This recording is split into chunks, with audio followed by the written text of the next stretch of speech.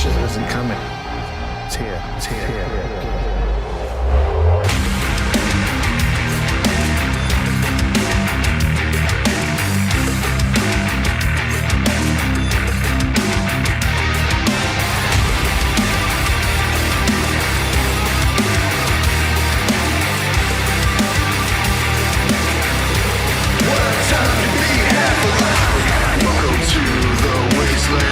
Welcome to the new paradigm. This land is your land, white man. All the mothers are welcome to try to survive. Welcome to the wasteland. Welcome to the new paradigm. Not every day you see an empire shift up and down. What a time to be half alive.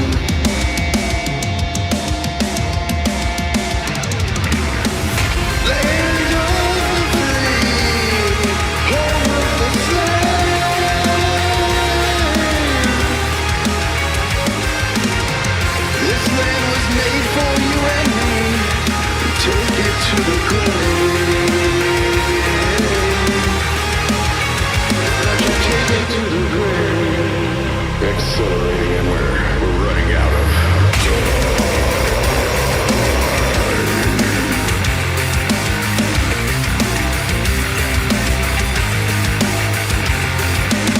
need I remind you that you're still half alive. In the wasteland, there's no game. To be half alive. Right on time, right on time. What a time to be half alive. Right on time to be on the wrong side. Of genocide. Of genocide.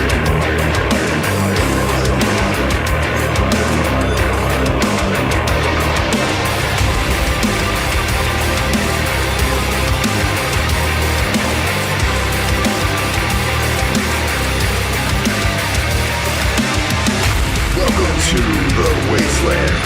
Welcome to Grifter Paradise. This land is your land. Rich man, poor motherfuckers gonna kill each other just to survive. Welcome to the wasteland. Welcome to the new paradigm. Not every day you see an empire shake up and die. Can you believe we let it all go to the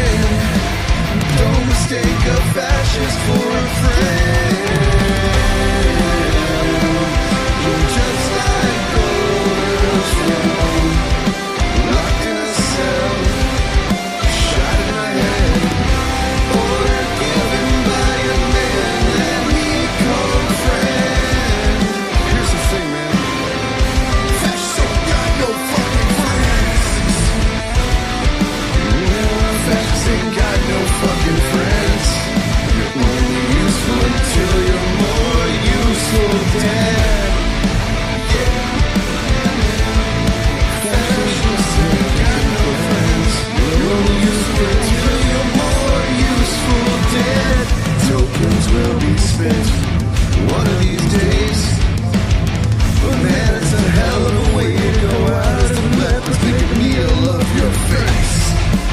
History has shown time and time again, don't mistake our passions for a friend.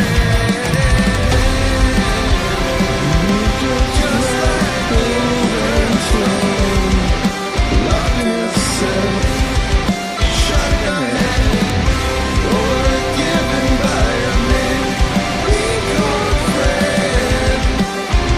The thing is, fascists ain't got no fucking friend.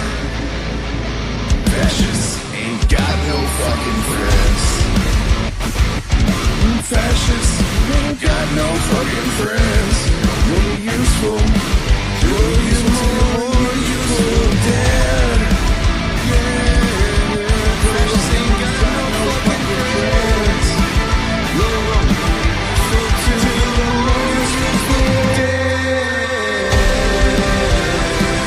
Just like golden throne, locked in a cell, shot in the fucking head, order given by a man that we call a friend. But fascists ain't got no fucking friends.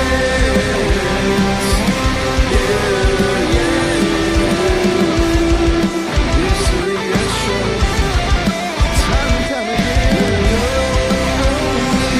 useful till you're more useful dead. These fascists ain't got no fucking friends. Fascists ain't got no fucking friends. Fascists, no, they ain't got no fucking friends. You're only useful until you're more useful dead. You're only useful till you're more useful dead. Fascists ain't got friends. Just like Golden's rule, you're only useful till you're more useful dead. You're not special. His friend's name was Adolf, by the way.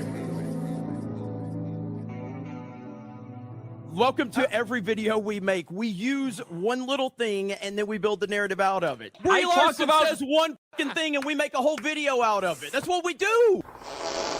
Words are flowing out like woke Mary Sue, objective truth. They don't mean much, but nothing ever does across the grift of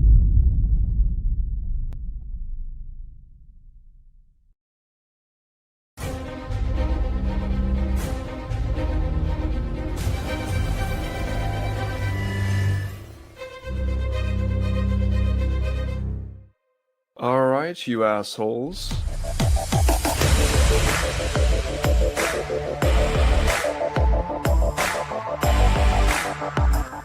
You can pick up the softback trade paper. The what now? How do you do, fellow kids?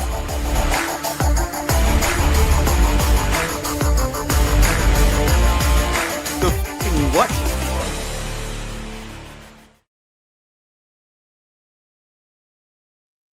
Oh, hey, it's start time. Am I audible? Can you hear me?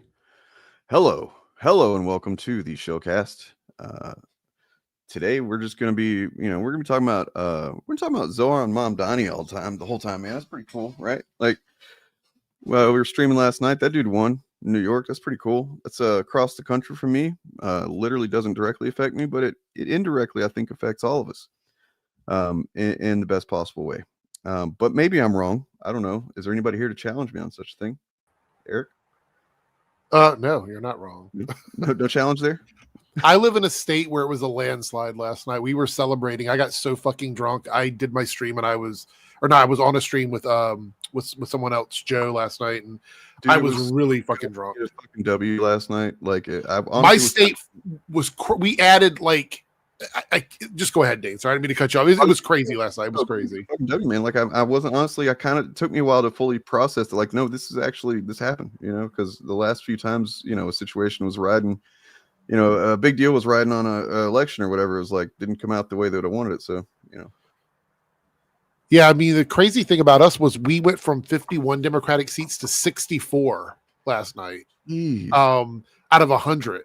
And we have the first ever Muslim woman as our lieutenant governor, which is crazy. Like, first ever Muslim woman anywhere in the country elected into a position of that level. So that was kind of crazy. Abigail Spanberger beat the woman that, for lack of better terms, sounded unhinged most of the time. She ran on primarily an anti-trans campaign, and that's not working. We're not seeing it work anywhere.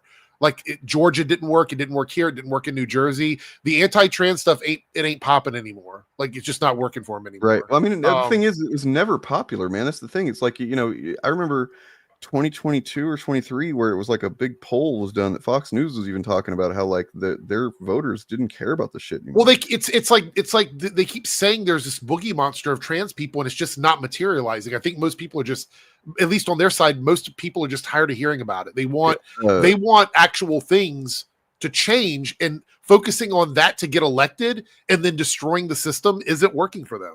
Ghost Bumbles, I want to go ahead and let everybody know that we have a no doomering without cause rule in chat. So like, if you don't feel like things are going to change, then okay, give me a reason why that is. Because we're seeing, actual material gains here in terms of the politics and things that can have an effect. So unless you have something to push back on that. Yeah, I can't. I'm not gonna. You're not gonna bring me down today, man. Sorry, right. or whoever. I don't want to misgender you, but yeah, I like if you look across the board. Matter of fact, there's a video from Vivek Ramaswamy, who we all know is a fucking idiot, who basically lays out for the Republicans why they're failing, why it's such a big deal. And he's actually saying we need to start focusing on real issues, because that is the thing. They've ran on vibes for like the last 10 years. The 30, vibe 40? Shift has changed, and they can't. It's not working, man. It's not working. Like, healthcare costs now is becoming very obvious to people, and they know that the shit is going to go up for them. They know their healthcare is going to increase. This whole like anti-trans shit, it's not enough for them anymore. It's not enough. Yeah, I mean, honestly, like, I think that the reason why the powers that be, the moneyed interests, the more moneyed interests, I guess, the more controlling interests, they're clamping down so hard right now because of the fact that people are becoming aware of how the system works, basically, and that's something that a lot of people were asleep to for decades, basically, and now it's to the point where it affects everybody. Literally, everybody understands that the system is broken. That it's not even what our parents had, definitely not what their parents had, that they, it's just been systematically fucking dismantled. And and we're just going to keep getting worse unless something changes. So people are starting to get more aware and more engaged, and that leads to change, and that there are definitely, kind of deep roots that don't want that. I also want to point out here, Bob, I understand what you're saying, but the fool us thing, I'm not going to use that. I wouldn't personally use that language to the group right now. We're very energized and people are on a high right now. We need to maximize on that. And like, I think getting away from the negative language that we're using towards each other, like that way, like I find fool us to be sort of like, maybe some people are only doing this because they don't know better. I do believe that people would know better now. That's just my take on it.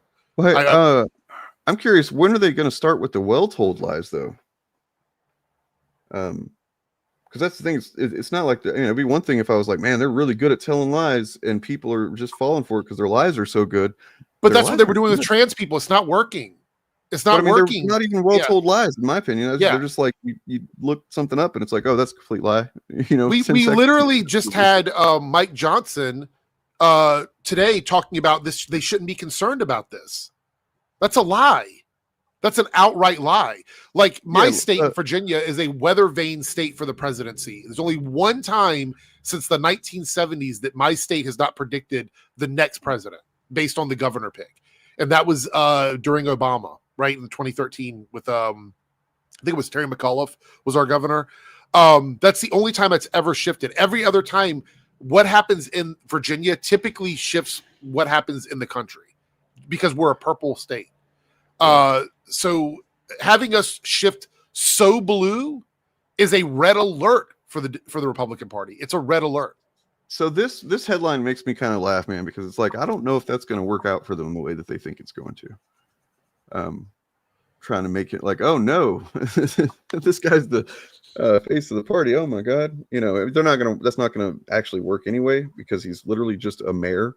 I mean, sure, he's the mayor of the biggest city in the country, but still, he's a mayor.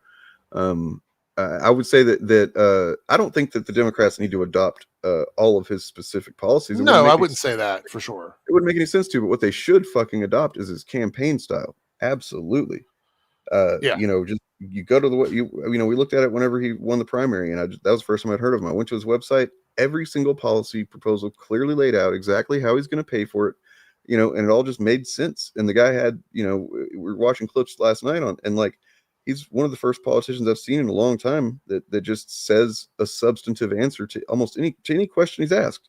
He doesn't, deflect or kind of use political speak or anything like that. He just says fucking facts and what he's planning, and it's pretty refreshing, man. That's what we need a lot more of.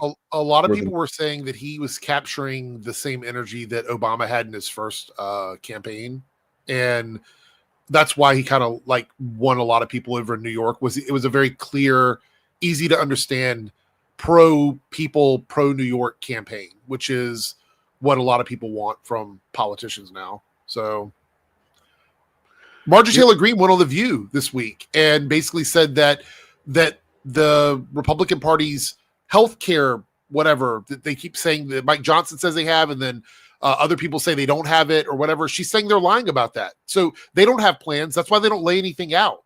They can't lay anything out because their plans are all negative towards the public. If they were to tell them what they were doing, they wouldn't vote for them. I remember when Trump said on the news in an interview before this first election in 2015, that he had a plan for healthcare he was going to unveil pretty soon. And I'm still just waiting for that, man. Don't know when that's going to happen, but like there was a quote in this article that's fucking hilarious, by the way. Let me find it real quick. It's so talking to MAGA Mike Johnson here. And he was talking about talking about how this just shows the Democrats have gone this way or whatever. And it's like that doesn't make any sense, but this quote makes even less. Where is it? Where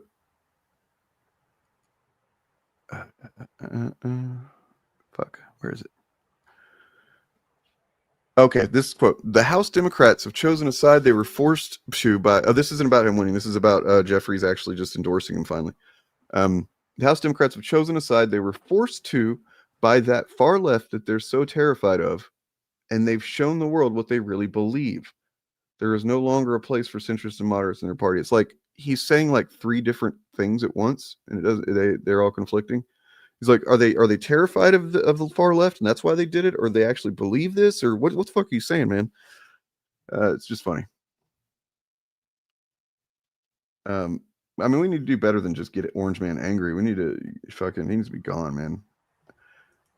He came out and did a little speech today, and it's low energy. I want to say this: his age definitely affected these races because he couldn't be everywhere doing all the things he did just 7 or 8 years ago, because he's just too, I hate to say this, he's too old and doesn't have the energy to do that.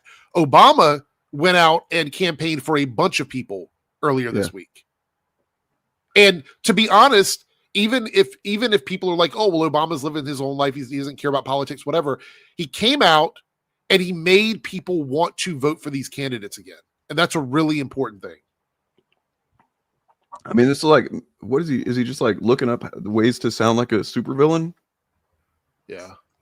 And so it begins. Except says it in his stupid voice. I do want to push back a little bit on Ghost Bumble's thing about like waiting 4 years or whatever. State elections don't require the federal government to do things. That's why they're so important. In my state right now, having Democrats in power in almost every seat means we're going to see things change with the cost of living. That includes healthcare, housing, energy bills. All of that will change at a state level. They're going to protect and expand reproductive rights, which is a big deal. My state was on the chopping block. If Winsome Earl Sears would have been elected, she would have probably done everything she could to remove protections for queer people, remove protections for women at a state level. That's a problem. The state level prevents the federal government from coming in and doing anything like that. There's going to be improvements to education, public services, the redrawing of the electoral map to make sure they can't rig the elections, public safety, infrastructure. All of these things are done at the state level. State elections are almost as important, if not more important than federal elections typically, because that determines what's going to affect your day-to-day. State elections are super important. Here's the thing. You're absolutely right that on all that, but also if people focused more on their more local, even just state elections, it would affect national politics as well, because you're already voting. So you're going to be, engaged with that too. So it's like, just being involved or engaged locally is super duper important. Yeah. Ghost, you got to get out of this spiral. You got to get out of the spiral here. I see your comment there. We're not going to win anything. Think about this. If everybody would have had this feeling that you're having right now going into this, like the elections we just came out of, we would have lost everything. We would have lost everything. They would have been like, what's the point? Honestly, what's the point of voting? That put us to put the guy in fucking White House this time. Yeah, you have to direct that energy towards change. All of these protests, everything that we've worked hard for, we're seeing the benefits of that now. We have to take that energy and put it into midterms. The doomerism stuff is not helping you. It's not helping anybody. I'm sorry, it's not. You can be in your feelings for a moment, but unless you want them to run over you, you have to fight back this way. And we're seeing it happen right now. It's infuriating. The only reason I get mad about it is because I don't want them to poison other people. It doesn't actually make me upset to see people like that. It makes me feel bad for them, because I know that it's just like it's a self-protecting kind of vibe to get into, to where like, oh, I can't let myself have hope because then I can't deal with being let down or whatever. And it's like, well, but then, like you're saying, nothing will ever change if everybody gets into that mode. So yeah, I mean, it's okay to feel that way. Look, everybody has a down moment. I get it. And I'm not saying that you're not entitled to how you feel, but we are looking right now at a party, the Republican Party, that is absolutely scared of what this means for them for midterms. You can see it in everything they're doing today. All of the massive influencers out there are downplaying this and acting like it's not a big deal. My state went full blue. At every level. Let's I haven't watched this yet, but this seems like it might be pretty cool. Let's see it real quick. Friends, we have toppled a political dynasty.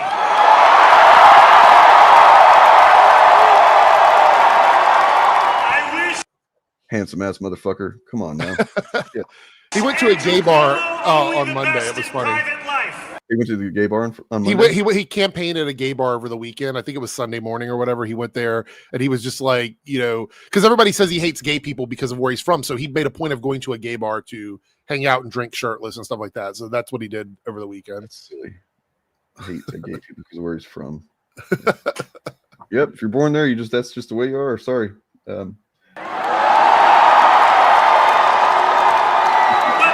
Tonight be the final time I utter his name.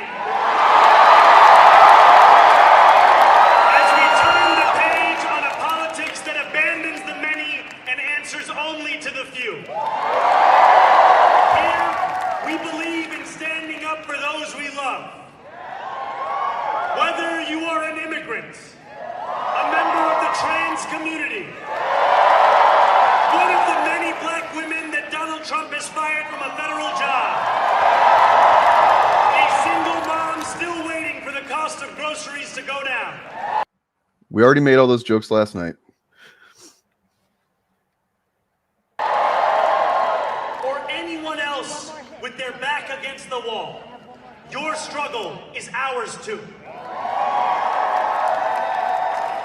And we will build a city hall that stands steadfast alongside Jewish New Yorkers and does not waver in the fight against the scourge of anti-Semitism.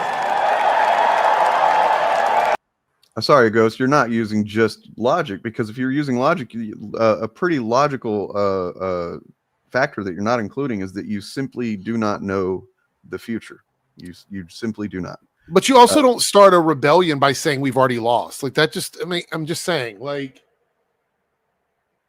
No, these are not small victory. Like, I don't know what you're talking about. My state being flipped blue is not I'm sorry, it's not a small victory. All eyes were on fucking New York, and that everybody was watching the New York mayoral race. I don't know that that's happened in my lifetime. The presidential election is not the only election that matters. It's just not. And I mean, honestly, in that, well, I don't want to get into it, but like, yeah, just keep your dumb shit to yourself, because at this point, I don't know. I just find it so offensive. I've spent so much time in the last few months being active, going out, doing things to try and make changes in my state. And I'm very proud that my state did the right thing. My city, for the first time in 2 decades, flipped blue. My city flipped blue for the first time. Fuck yeah, we put a lot of work on the ground. We've gone out. I've gone out and done these protests. I've been part of all this. I've donated money to stuff. I've done all these things. It's just so defeating, and also to be a part of that, to have someone in the chat telling me it doesn't matter. Small victories lead to big victories. Let me explain. So, for instance, New York just elected a new mayor, in case you hadn't heard. But the primaries, and I imagine their general election as well, are done with ranked. No, I guess not. Their primaries are done with ranked choice. Not probably not their general. I'm not sure. Who knows? Somebody might know. But point being that I voted 2 years ago, three years ago, and here in my city to enact ranked choice voting. And then last year, I, for the first time, because everybody for the first time voted ranked choice, and we got to literally rank the mayoral candidates that we wanted, and the one that I wanted, number one, kind of worked out in my favor. But point being that that's a little change that led to a big change, in that he's actually, I need to look into the details, but like he's doing more for the homeless issue that's going on here. There's a big homeless issue in the city, and that has to be addressed from a human perspective, not from a so ugly perspective, what some people seem to want to look at it as. Yeah, so just I don't know, acting like small victories don't matter is absolutely not understanding the complex network of things that happen in government. I mean, to make it very clear, if we would have not flipped blue, we would have lost reproductive rights for women. We would have lost protections for queer people. We would have lost protections for housing. We would have lost all kinds of programs that go into marginalized communities. They would have cut funding for a bunch of services here in Virginia that are really important to people. Those are things that the federal government doesn't connect to. They have no connection to that. That is at a state level. It was a big deal. I'm sorry, it was. I know people want to say it's small or whatever. It is a big deal. These are things that affect people every single day. Every day. I mean, sure, maybe, but I mean, like, I think that most people recognize that there's it's like with Obama, for instance. It's important to pay attention to the details, because in some ways he didn't fight for the things that he claimed he would, and in some ways the Republicans literally made it impossible for him to. Yeah. They in an unprecedented move, they agreed when he was elected that we're going to do everything we can to make sure this guy can't ever do anything. Now Ghost has devolved into they're all the same and get rid of all of them. That's the comment there. That's just, I don't even know how the goalposts move so quickly. But yeah, that's definitely, I mean, doomerism is something we will give you a warning about and try and turn you around, but like, just Republicans, Democrats, that now you're just outing yourself as not knowing what the fuck you're talking about. It is not cool to be cynical and disengaged. That is not cool. You're actually a fucking stupid piece of shit to most people at these days whenever you act that way. Just letting you know. And that person's blame mode. I just want to, before we move on, I just want to address that or whatever. It's one thing to be like, I don't play a side or whatever. Like I don't have a party affiliation. I'm okay with that. I don't have a fucking problem with that. But then to go, the argument is we're not doing enough and we need to fight harder too. I can't wait till both parties are just out of completely. Like, what argument are we making at that point? So you're right. Like, what parties are you suggesting would replace? Who am I supposed to be voting for? No one. I mean, I don't know what to do with that. Never mind the fact that look, I'm not a proud Democrat or anything. I generally do vote that way because that's the option, based on the options we have. But I'm pretty sure that the government shutdowns that we faced during Biden's term got kind of resolved pretty quickly, and that wasn't used as a political wedge, literally taking 42 million families food out of their fucking homes. I'm pretty sure that didn't happen. I'm pretty sure that Biden didn't rip 3-year-old children out of their apartments in Chicago in their underwear and zip tie them in the middle of the night. Yeah. I'm pretty sure that those things didn't happen during Biden's administration. So to say that these are just the same is, you don't. Why are you here if you're just? Yeah, I mean, we just had a Muslim elected here in my state, the first woman Muslim ever elected in the country ever, and we have somebody in the chat going, "Well, it just doesn't matter. None of this matters." Oh, fuck! I get. Why are we even here? Turn the stream off. Let's go. None of it matters. Like, why? It's just so stupid. I'm sorry. It's so stupid and reductive and like. This is a good thing. I want everybody in the chat to understand what we saw is a small snapshot of what the midterms could look like next year if things don't shift, meaning that Republicans have to change everything they're doing. This is why it's so important. The anti-trans shit is not working for them anymore, and they don't have a lot to run on. For the longest time, the entire country, culturally, politically, would look to New York for where things, would go or how, the future and whatnot. It hasn't really seemed like that to me for a long, long time, but this obviously drew everybody's attention back to New York, and that's pretty cool. It's good to have that kind of clear vision. There were also two places flipped in Georgia that have never been blue. Never in Georgia. I'll pull up a list of yesterday's wins, but real quick. So,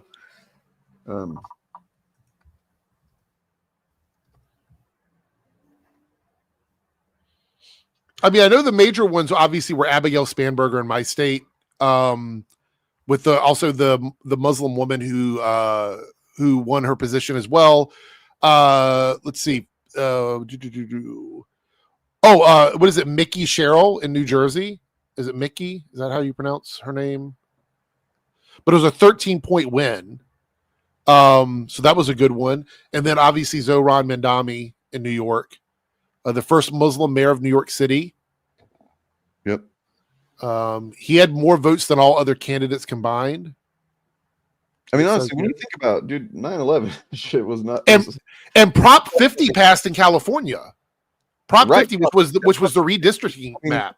Look, I don't love it because I don't love that that's the where we're at now politically, that we now have to play those kind of fucking games essentially. They're cheating at a level where fairness no longer works on our. That's the problem. They're cheating at a there's no way to fairness your side out of a cheat like in this level. It's just not. There's no way. So we're redrawing our maps as well. I think Maryland is redrawing their maps. Any state where the AG has been elected as a Democrat is probably going to try and redraw their maps. California voted to redraw their maps. So they're putting, when you start breaking the rules at that level so openly, there's just no way to fight that other than to fight fire with fire. It's just not. I'm gonna go through some stuff from yesterday real quick. Pronounced Mikey. Okay, thank you, Sketchy. Sorry, Mikey. Democrats flipped 2 seats in Georgia's statewide public service commission by wide margins. One of many surprise victories for Party Tuesday, up and down the ballot in a handful of races across the country. Polling shows Democratic Party is historically unpopular, but at polling places this year, voters helped the party overperform in elections against the backdrop of President Trump's even less popular policies. Beyond the blowout victories in New York, New Jersey, and Virginia's governor races, Zohran Mamdani winning a majority of votes in New York City's mayoral election, and California voters approving a plan to temporarily redraw the state's congressional districts to add Democrat-leaning districts. The party continued its trend of electoral success in the 2025 general election. This is exactly why, and I want everybody to understand this if you haven't realized this yet, the whole sending National Guard into specific cities is because they're just kind of, they're testing the waters. They're just kind of inching in a little bit. Just the tip, you might say, so that whenever the elections come around, there's going to be armed, MAGA people, or at least ostensibly, at polling places. It's going to be intimidation. There's going to be all kinds of shit. We'll see that. We're going to have states fight back against that too, because that's really the only way it's going to work. If these motherfuckers weren't scared, they wouldn't need to do this shit. Nope. They're cheating because they have to. Fascists are, authoritarians are, by their very nature, afraid. And they're most afraid of not having power because, then they might be accountable for something. And by the way, Chariot has arrived. So. Oh yes, hello. So yeah, they're not popular. I think that Trump expected what they're doing to be more popular than what it is. And so I think that kind of panics them even more. And so you see them making these fucking desperate panicked moves to, because it's just, it's a fucking, Ouroboros of fear and panicked moves. How's it going? Someone just sent me something here that the anti-trans stuff is so unpopular. They actually had a trans woman elected mayor in Pennsylvania for the first time. Yeah. So shout out. Yeah. Let's go. Yeah. I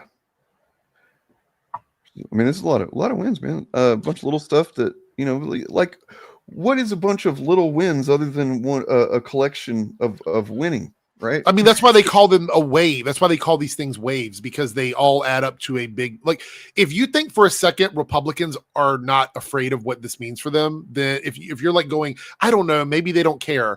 If they don't care, they're stupid. Well, they like, were literally concerned about it before. They were already afraid of this. Now they know that what they're afraid of is possible and even likely. So yeah, what they do next is going to be. Yeah, my state is about to lock in a bunch of stuff at a state level so that the federal can't come in and fuck with us. And we'll even have some pushback on the National Guard bullshit now, which is good. So yeah, I mean, like, I think that this is a good sign. I think that everyone, again, like Bob of the Old Ways was saying, we don't want to get complacent in this. Like, we don't want to sit around and go, well, we had this big win, now we don't have to worry about anything. No, this means that the first step towards victory has been taken, and the midterms is that next big swing. And any sort of like elections, pay attention to your local elections. I cannot stress this enough. Make sure you're going out and voting in your local elections, and make sure those count towards you, because that's going to affect you more in your day-to-day life than anything at the federal level. Yep. I have a Jon Stewart clip that addresses this point somewhere. I'm gonna see if I can find it. But like, basically, man, if you think that there's ever going to be a point when we have done the thing that now you can relax, you don't have to pay attention, you can just kind of, things are cool now, you're wrong. That's not going to happen. Being an adult and caring about the world you live in, it means, you know, paying attention and engaging until you die. Sorry, that's just where we're at. But yeah, what are you up to, Sherry? How's it going? I'm hanging in there. I'm doing okay. I've been doing a lot of movie stuff lately. I'm catching up on work for my Patreon right now, so I haven't been uploading a ton of stuff. But you know, because I hate to to give that stuff to put it too much on the back burner. So my hope is to have those edited and up this week, and then I can get back to talking about movies and doing some debunks. That Ben Shapiro videos, that script got kind of long. So it's gonna be like a whole thing. And so did that. So I'm working on something, and I guess I can finally kind of start talking about this.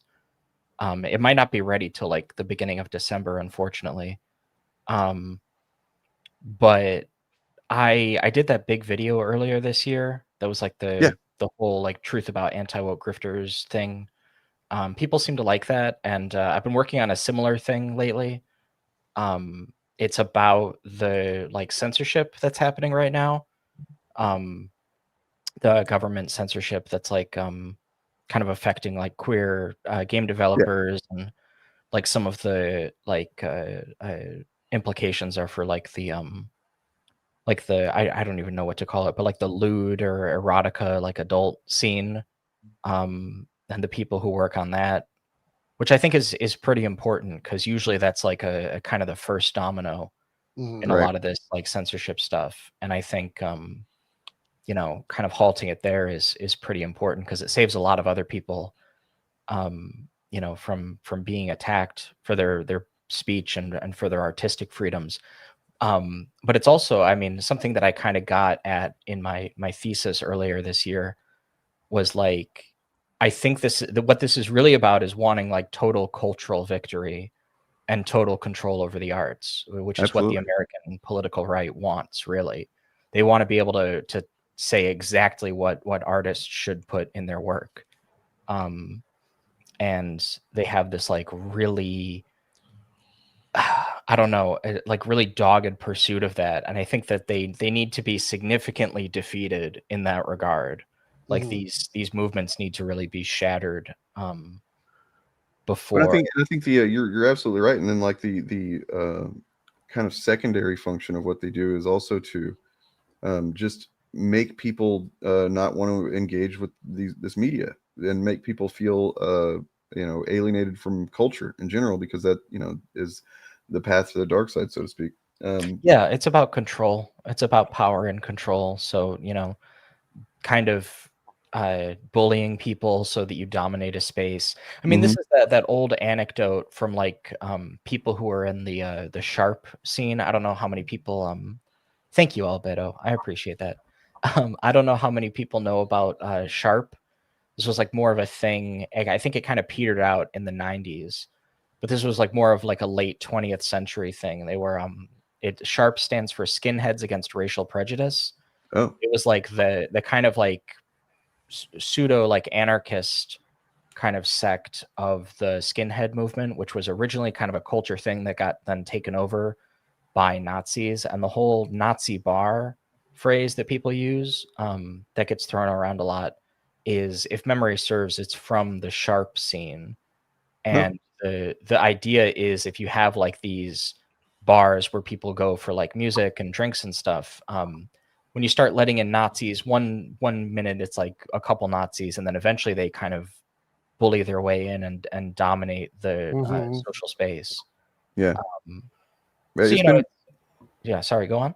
I was gonna say, it's been pretty infuriating to those of us that have been wise to their game for long enough to see it play out and be successful to the degree that it has been. Well, and I think in some ways, I mean, this is something that I've been finding, because I've been doing a lot of research for this. I like interviewed like a games journalist who was like an editor for like a big games journalism outlet. Was this like how Smash JT interviewed an actual games journalist? And no, this is somebody who's been like very public for a while. I did like a 2.5-hour interview that's going to be on the kind of uncut version is going to be on the Patreon. Nice. But I'll have like several clips of it in the video itself that are kind of the relevant bits. We talked about a lot of stuff. Because that's like kind of interview 101. It's like, just get them talking and let them keep talking. So she was great. I really enjoyed talking to her, and she's someone I've respected and followed for a long time. And one of the things that I was really curious following her work to kind of find out is, why are there not so many people in the journalism scene who are talking about this? This is pretty important. This like curtailing of speech, it is fundamental to journalism, to the existence of journalism. If these people want to have their careers, to have the freedom to do their jobs that they're doing currently, they should be fighting this. And she landed on a lot of stuff and has explained a lot of stuff to me. And everything that I've seen kind of backs up what she said.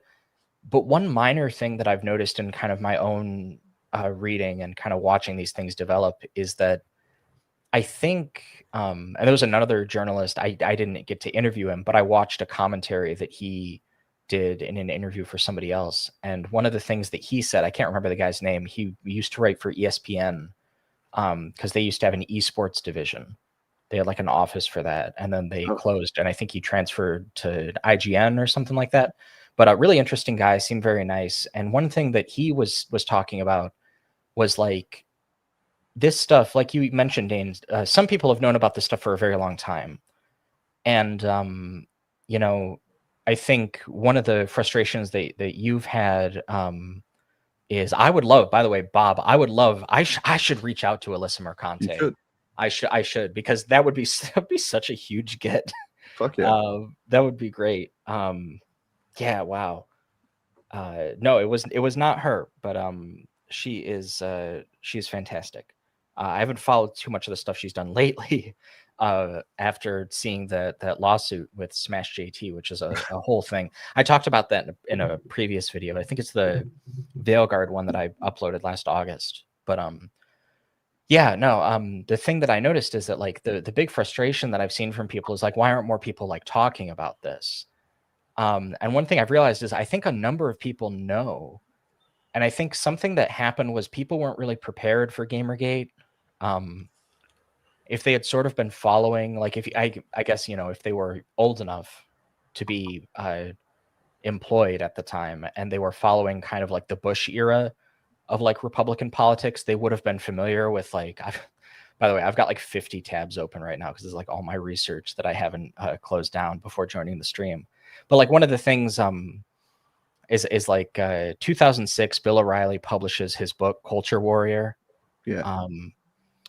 There's a historian, Kristen Kobes Dumez, I hope I'm getting that name right, who wrote about the idea in the 1990s of the culture wars kind of emerging as a response to the end of the Cold War, which I think is a really interesting thesis. In 92, Pat Buchanan kind of runs the first ever like culture war political campaign. He's going for a nomination at the time against George H.W. Bush. And it is for in the Republican Party. I don't know how many, I don't know if there's any non-Americans in the audience, but just so people kind of have a point of reference. And a lot of these guys are kind of like old guard conservatives, kind of people who came up in like before the big Reagan turn, but kind of, you know, they're not Nixon's generation, but they're kind of I think of them as the in-betweeners, you know, like the Republican Party when they were still like psychotic Cold War era war hawks, but they were acculturating themselves to this new era and had yet to reach kind of the conclusion of like the Tea Party and the MAGA movement. And I think like the first Obama administration was like the last years for those guys being as politically dominant as they've been, and they've been fading in power really fast within their own movement. Obviously, the Republican Party is very ascendant, but that specific subset of thinkers has taken a big back seat, and now they have to spout some version of MAGA rhetoric to their audiences pretty frequently. So in 92, Buchanan has this this speech where he's criticizing the Clintons, and he hits them on like gay marriage, like not wanting religion in schools. At the time, like women soldiers, which was a really big like culture war talking point at the time. It's the kind of thing, and he specifically makes it like a religious thing, and something that I think people should kind of clue into is this is something that I've made kind of central to my video, to the point where the reason why it's taking so long is I have to like research biblical scholarship and shit like that. Okay. Because I think the Christian angle of it is what makes it so interesting. That this is very, yeah, Newt Gingrich helps. I was on a plane with him once, actually. Just an interesting random chariot fact. Yeah, and I think there's this whole era of American conservative politics. I've got a section in the video that's just titled "Republicans Always Wanted This." I might change it to like conservatives to make it more kind of about the movement, the kind of the culture movement. But that is the truth. They always wanted this. This was like always the game plan from the word go, like at least since Reagan, at least since his election. I mean, yeah, this is that's why they're gonna you know, like Project 2025 is just the on paper you know, active plan for what they like you're saying, they've been working to get there for a long time. You know, I've talked before about, and on this stream years ago, and I made a very rudimentary kind of crude graphic that shows the timeline of like you know, how Republicans, conservatives started kind of creating their own really their own track of reality, you know, sometime after Watergate, I suppose, where they wanted to be able to control just all information to their people. And give their voters and whoever else they could possibly get specific narratives, and not let them get other narratives that include facts, so that they didn't have to be accountable, so that they could, you know, do what they're doing right now. And yeah, it's pretty alarming, especially when the more you look back to history, where we're at right now, and you're just like, oh fuck, how do you know? Why did nobody do anything? Well, because what was there to do, you know? Yeah. But something that I think is also bears pointing out is how unique of a phenomenon this is to the internet. That's a huge thing that's changed. Yeah. And it's changed kind of as of the 90s, really, but that just created the potential for what we've seen in like the 2010s onward.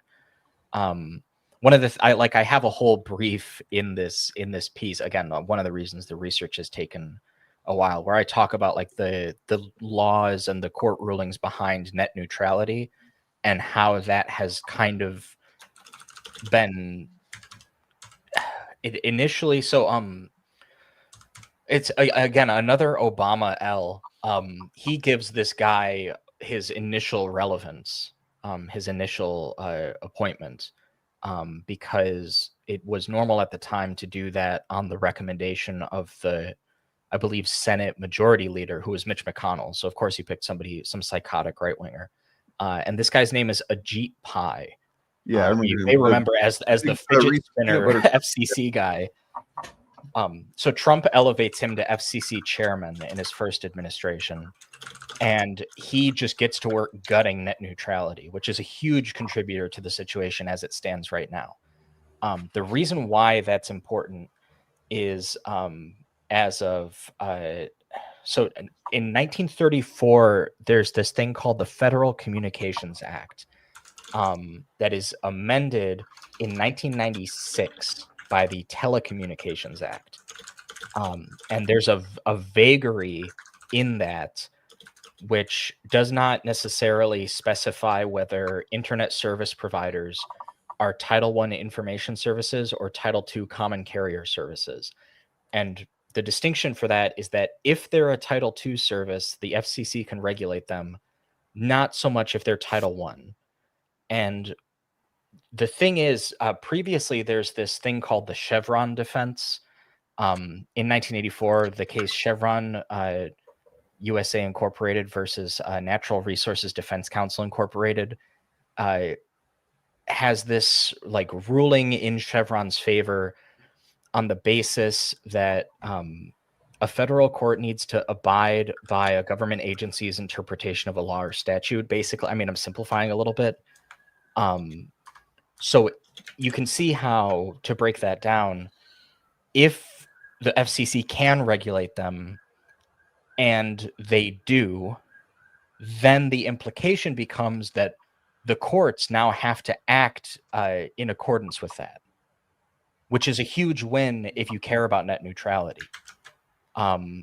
Now, initially, the problem with Ajit Pai in place, and he is replaced somewhat recently under Biden.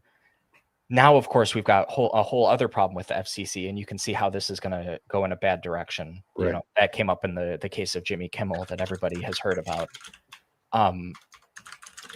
However, the Chevron defense is overturned in 2024, unfortunately, in a move that to this day feels like a case of supreme conservative activist judges being activist judges. You see this a lot with a previous Supreme Court Justice, Antonin Scalia, who was sort of reputed for his principled constitutionality, but it was this complete charade that I think at least some people have come around on understanding that it was just an absolute facade. And for people who aren't aware, an activist judge is a judge who does not neutrally interpret the law to the best of their ability, but rather has kind of an ideological bent and interprets the law. You mean like the majority of them right now? Yeah, this is the large, a certain amount of who occupies the Supreme Court right now, and in different proportions. Some of them are worse than others for this. It's in degrees. However, what you need to know about the Chevron defense being overturned is that it basically amounts to the Supreme Court giving federal courts more power. And it opens up net neutrality to the same pitfalls that right now abortion access in the United States has, where sans federal protections, it's now just up to individual states. I know there's going to be, if I spend the time in an essay format or even just here informally to sort of draw this out, I know there's going to be right-wing people or quote unquote centrists, who at this point are like the fucking same people who will sit there and act like this is okay. Discrimination by ISPs is not fucking okay. The idea that like your ISP can like on the basis of you and who you are give you like a different service or do different things to your service and what you can access is crazy. It's crazy that would be considered a good thing. Well, I mean, these are the same people that think that, you know, getting a suspension on Twitter is against their free speech and shit like that too. So, you know, that's just yeah, I appreciate the people in chat acting like we're off topic or like this is boring. What I need you guys to understand is this is going to be the thing. This is potentially going to be the thing that destroys your life.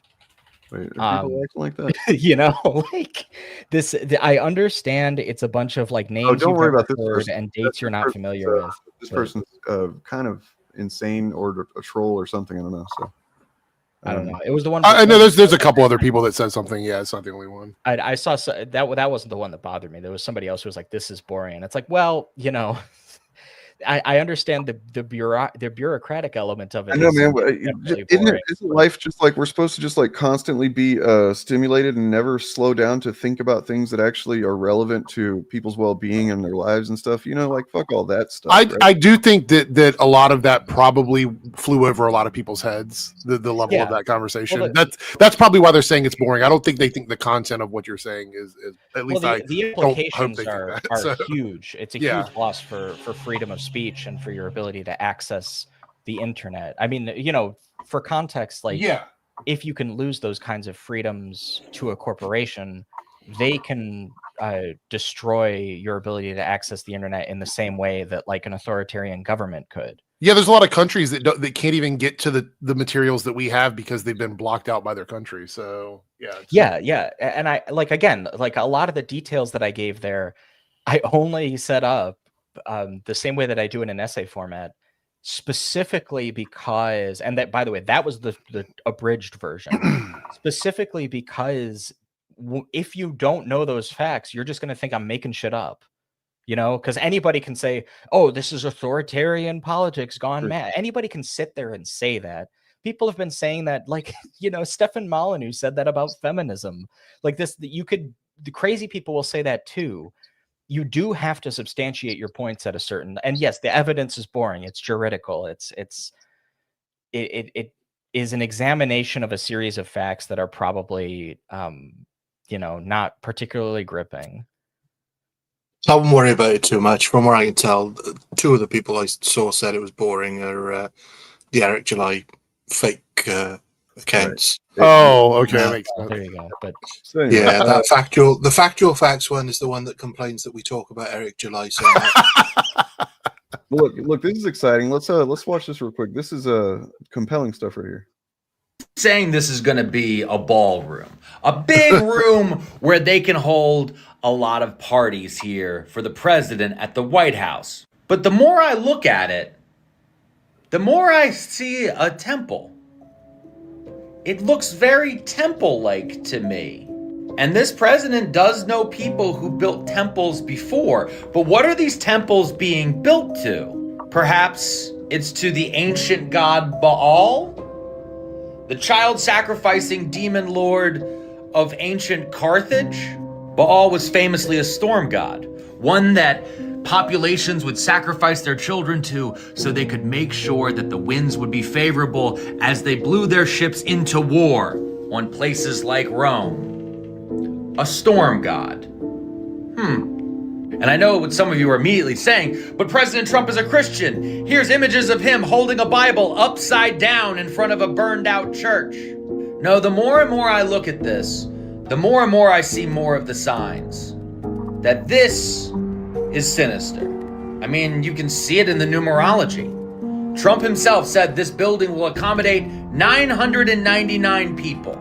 999 people. 999. It's right in front of you. Golden statues of himself are sprouting up all across the Capitol. This isn't a ballroom. Yeah, I agree with all this. I think this is accurate. This is. Can you maybe go back in that video to when he shows the other temple, the one with the white and just blue pouch stripes? Because I don't know how many people recognize that image. He doesn't say what it is, but that image is a building separate from the main building that was on Epstein's Island. Oh, that is what a key part of some of the conspiracism around the Epstein case, which is real, by the way. But some of the extra stuff that's kind of built around it is the idea that there was some kind of like ritual child sacrifice happening there. So that's kind of what he's alluding to. It's like saying, we do have a couple super chats to talk about, so we'll do those. I guarantee that like a handful of Q people watched that and actually kind of got occupied going down some crazy rabbit hole for a little while. I believe it. I believe all of it. I think it's all true. I'd like to believe it, but let's be honest. This is the kind of president who would want a special room to hold his balls. Oh, yeah, that's true. Can you imagine Donald Trump in like a cultic church, like sanctified in his honor? He's just standing there looking like a gormless shithead, and he just goes, "Terrific! I love it. It's the best." That's a great impression, by the way. That is pretty good. We got a $10 super chat from Cody. Says, I think after all of this, the political landscape will never fucking be the same again because they're going to age gates for presidential candidates. I think not just that. I think in general, we're looking at a landscape that's going to be forever changed. Hopefully, with more guardrails for authoritarians to come in and like tear everything down. Because literally, Project 2025 Heritage Foundation, that entire group orchestrated what we're dealing with right now by abusing the system. So hopefully they can figure that out. I don't think any system is 100% abuse free, but we definitely have a lot of problems. Act like we need to do some kind of system check every so often, because basically what happened is they just paid attention long enough that they saw all of the cracks and the ways that they could maneuver and deceive and stuff to work the system in their work against the system in their favor. Yeah, without it seeming like they were. So I might be misunderstanding that comment. Age gate ages for presidential candidates. There is already an age requirement for the candidates themselves. Yes. Although that's considered quite young. Which is interesting because I don't know if any of you caught any of the footage from the Mamdani campaign headquarters yesterday, or the celebration party, but I distinctly remember AOC mentioning that she's 36. Yeah.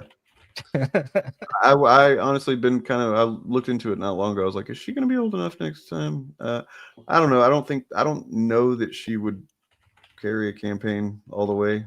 Depending. I can tell you now, if Mamdani is a successful mayor for the next 3 years, then that gives a huge reason to run. Yeah, I think she has some of the best name recognition in the party. She has, thanks to the Republicans. Yeah, right. In no small part. Yeah, I think I think man, I can't really, this is the thing, is I can't really think of somebody else who would be a better pick, even strategically, because I think the Democrats will have to carry extremely hard to significantly win the House in these midterms. And if that's not the case, then her running for president is already a good idea, I think, by that metric alone. You can't just come and repeat the joke that other people make and just like get the same credit for it. Okay, that's literally the bar for bar the same comment as last. I mean, it is kind of funny still, but it's like a copy paste. It's not as funny. You don't get the originality points at all. Oh, that's tough. We did have another. I've let it be known I've never talked about Eric July.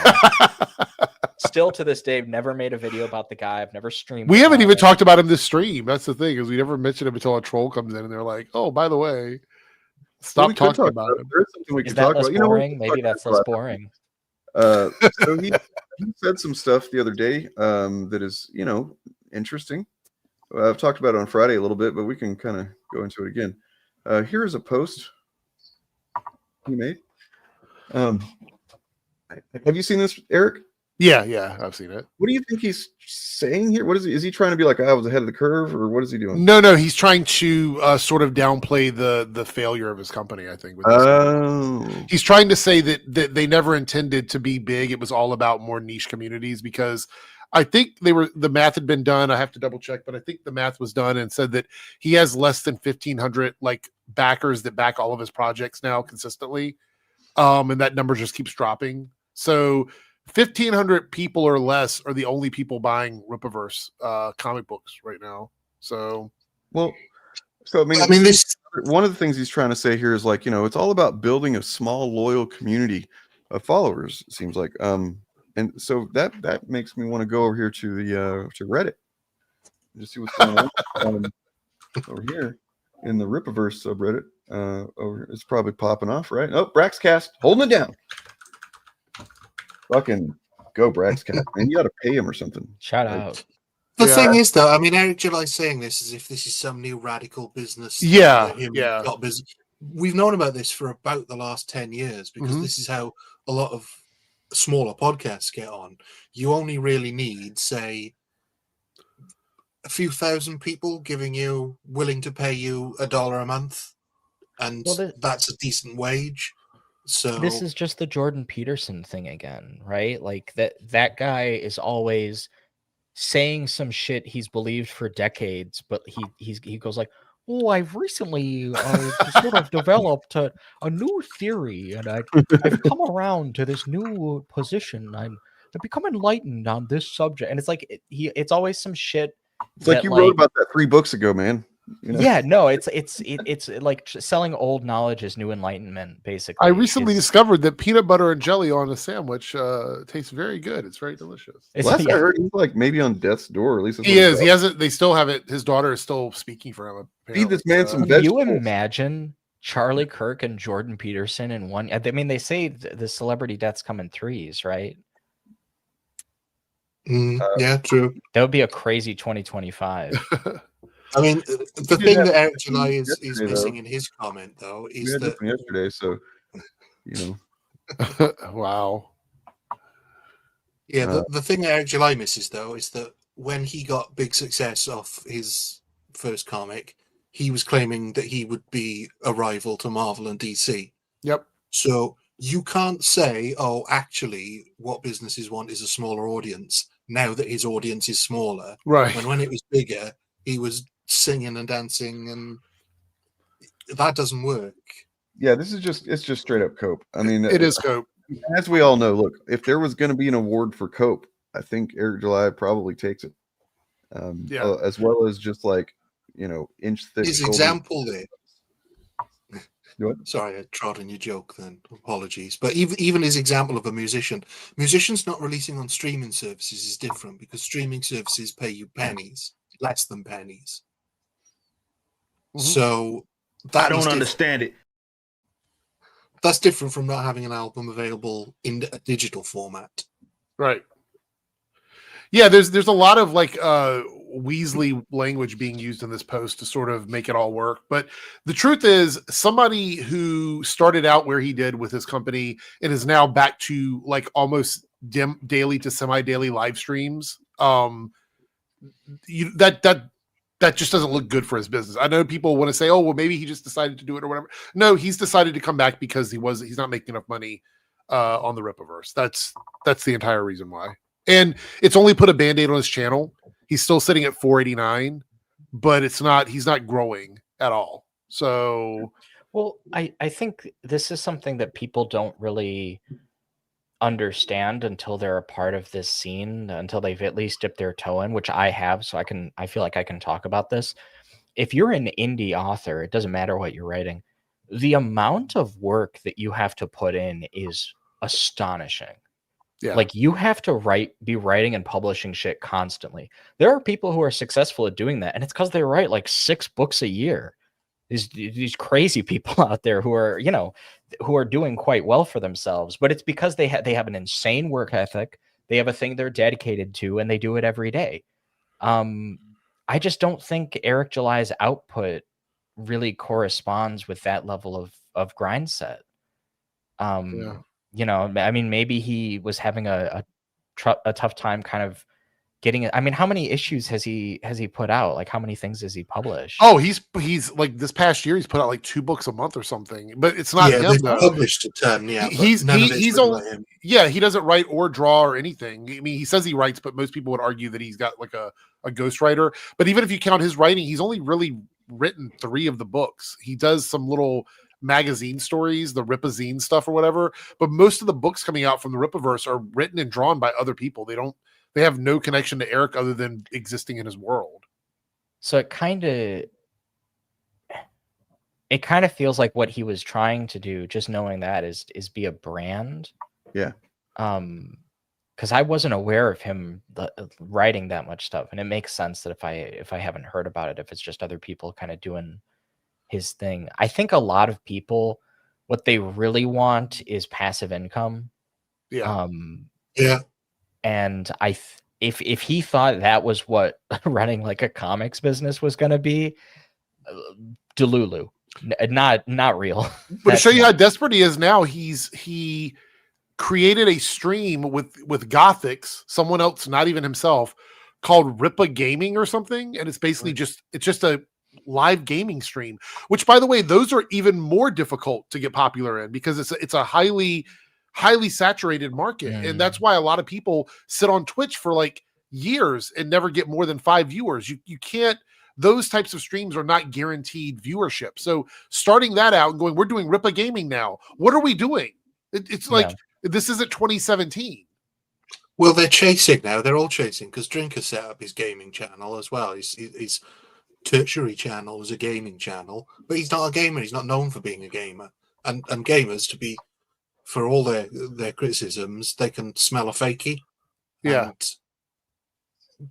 Not only that, but you also have to be entertaining while you're gaming, and that's a really tough thing to do. It's a really only a handful of people have successfully been able to be entertaining while they're playing their games. That's why there's so many people who do it that aren't massively successful because it's hard to do like 2 or 3 things at the same time. Yeah, you're essentially giving a running commentary on something you're also actually doing yourself, and so you have to talk about something. Even if you're not talking about the game, you have to have a topic. This is content creator 101, right? Like every so often there's a really big boom in content creator spaces for a certain type of content creator. We've seen it with we saw it with like Let's Players forever ago, and then gaming streamers also as well. You know, there was a big thing a little bit more recently in recent years for VTubers that really took off. But now everybody's got a VTube avatar, and again, it's another very saturated environment. So you need to differentiate yourself by doing a thing that people would look for and would want to watch that most people aren't doing.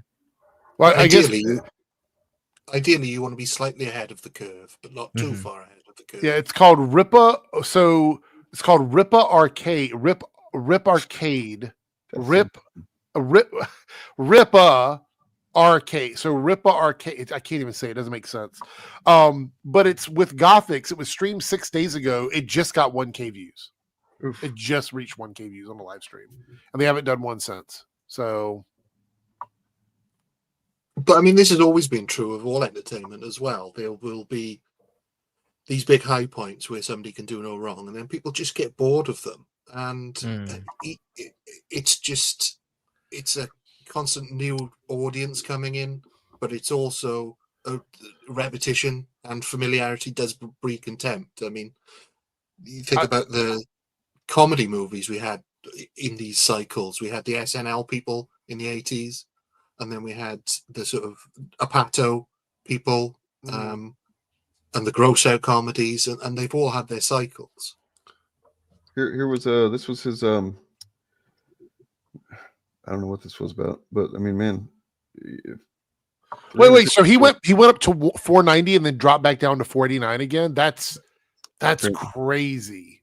This is it just occurs to me right now, but like. With the whole, his whole thing with the Blaze, it kind of feels like he wanted to sell out, but then cash out, you know? Yes. That's like what he I've thought always that felt he could that just do it for a little bit and get some huge gains for very little effort and then just parlay that into anything. The problem with doing that with conservatism, though, is like there's very few paths out of that space. There's a lot of paths in, but it is a cul-de-sac, culturally speaking. There's a reason, I think, why a lot of artists kind of detest conservative publications and conservative movements. And it's not necessarily because like conservatives are all bad at making art or whatever. I think that's like stuff that people say like that is usually incidental. I think it's really because of like the need for control. The thing about like cultural moments is, you know, we had this argument a while back on here, not me and you guys, but like me and some people in chat, I remember, about like attractiveness of female characters in video games. And I've, as I do, you know, I spend a lot of time thinking about the feedback that people give me about things that I say. And one of the things that I thought about was like, you know, if you could just ride that out for a few years, you know, it's just be like, well, I'm not really into how video game characters look right now. It's going to change. The one thing it doesn't do is stay the same forever. You know, if you like something that, sorry, go ahead. The best example of that, and has got the longevity, is like Marvel or DC. You look at the way they started and how the style has changed, and then gone back one way and the other to hyper realistic, to slightly avant-garde. The writers are all changing, so that's constantly churning, perhaps more than any other industry that consistently tells the stories of basically the same characters. Well, and this was a big thing in animation a while back. Like everybody was complaining about what they called Cal Arts style. I don't really think it had anything to do with Cal Arts, but that was the name that people gave it. And you know, like it was a while back, but that like moe style anime stuff got really popular in shoujo, and then now it's different style. I'm sorry, I'm looking at this comment right here. Sorry. Well, I figured, you know, let's go back to at least for the first time I covered Eric July and just kind of see what this is prior to the official launch. I mean, it launched, but like, so he's still taking money. He'd just taken in, I guess that several $1 million for ISOM #1, right? So what was his stated goal back then? Company is going to make me so much money. I mean, yeah, and that's the title of the video, by the way. This company is going to make me so much money. So at least he admits it. You know, so that was what he's talking about, was just making money. And now he's like, oh, I got a small little community or whatever. He's not making money. That's sad stuff. Yeah. Oh, Smash JT, his motion to dismiss got denied, so he's got to go to court now. He can't back out of it. With Mercante? Yeah, that's what it is. Yeah. I think I saw something like that. I think Airbagged posted it actually. Oh man, yeah, crazy work. We need to keep an eye on this because this is going to really set the standard for what people can sue for in the future. I know we haven't really talked about it much, but the stuff that happens with like celebrities where they get fixated on a person and just make lies about them over and over and over and over again, without any sort of evidence other than just like trust me bro shit. Well, hold on. 3 hours ago, he has a video up that he put up 3 hours ago. Says judge responds, Alyssa Mercante's lawsuit is falling apart. So that seems not like the opposite of what, right? Yeah. I'm starting to think it's almost as if something happens against that is negative towards them, and they pretend that it's the opposite. Right. Like Eric July's lawsuit, which was a positive thing when he was sued by ISOM Ministries. That was a good thing. Yeah, people can sue anyone. The important thing with what this lawsuit is that she's what specifically she's suing for all the sex work allegations and all those things. Yeah, so he has to do this shit. Essentially, in the U.S., you have to prove that somebody did this with the intention or knowing that it's not true, knowing that it was essentially a slanderous thing to say. And fortunately, it seems like he just runs his mouth enough, and he's that's the issue. If you make one video saying something and you're like, oh, I didn't know, right? That's one thing. But if you make a series of videos constantly, day after day after day, when you've been told that is wrong, then that's gonna put you in a problem. Yeah, I've seen that video where it's like a scrolling wall-to-wall series of Smash JT videos, all like putting Alyssa Mercante in the title or the thumbnail. And I just have to say, like, the phrase preponderance of evidence gets thrown around a lot, but like it's hard. I think it's going to be hard for him to argue that he at minimum didn't do it. It might be harder for her to I think, I think that from what memory, whenever I read some of the lawsuit, anyway, on stream a long time ago, there was part of it about like the attorney essentially pointed out that they had already sent him something saying not to say this stuff, and he immediately did that again. You know what I mean? Like, so just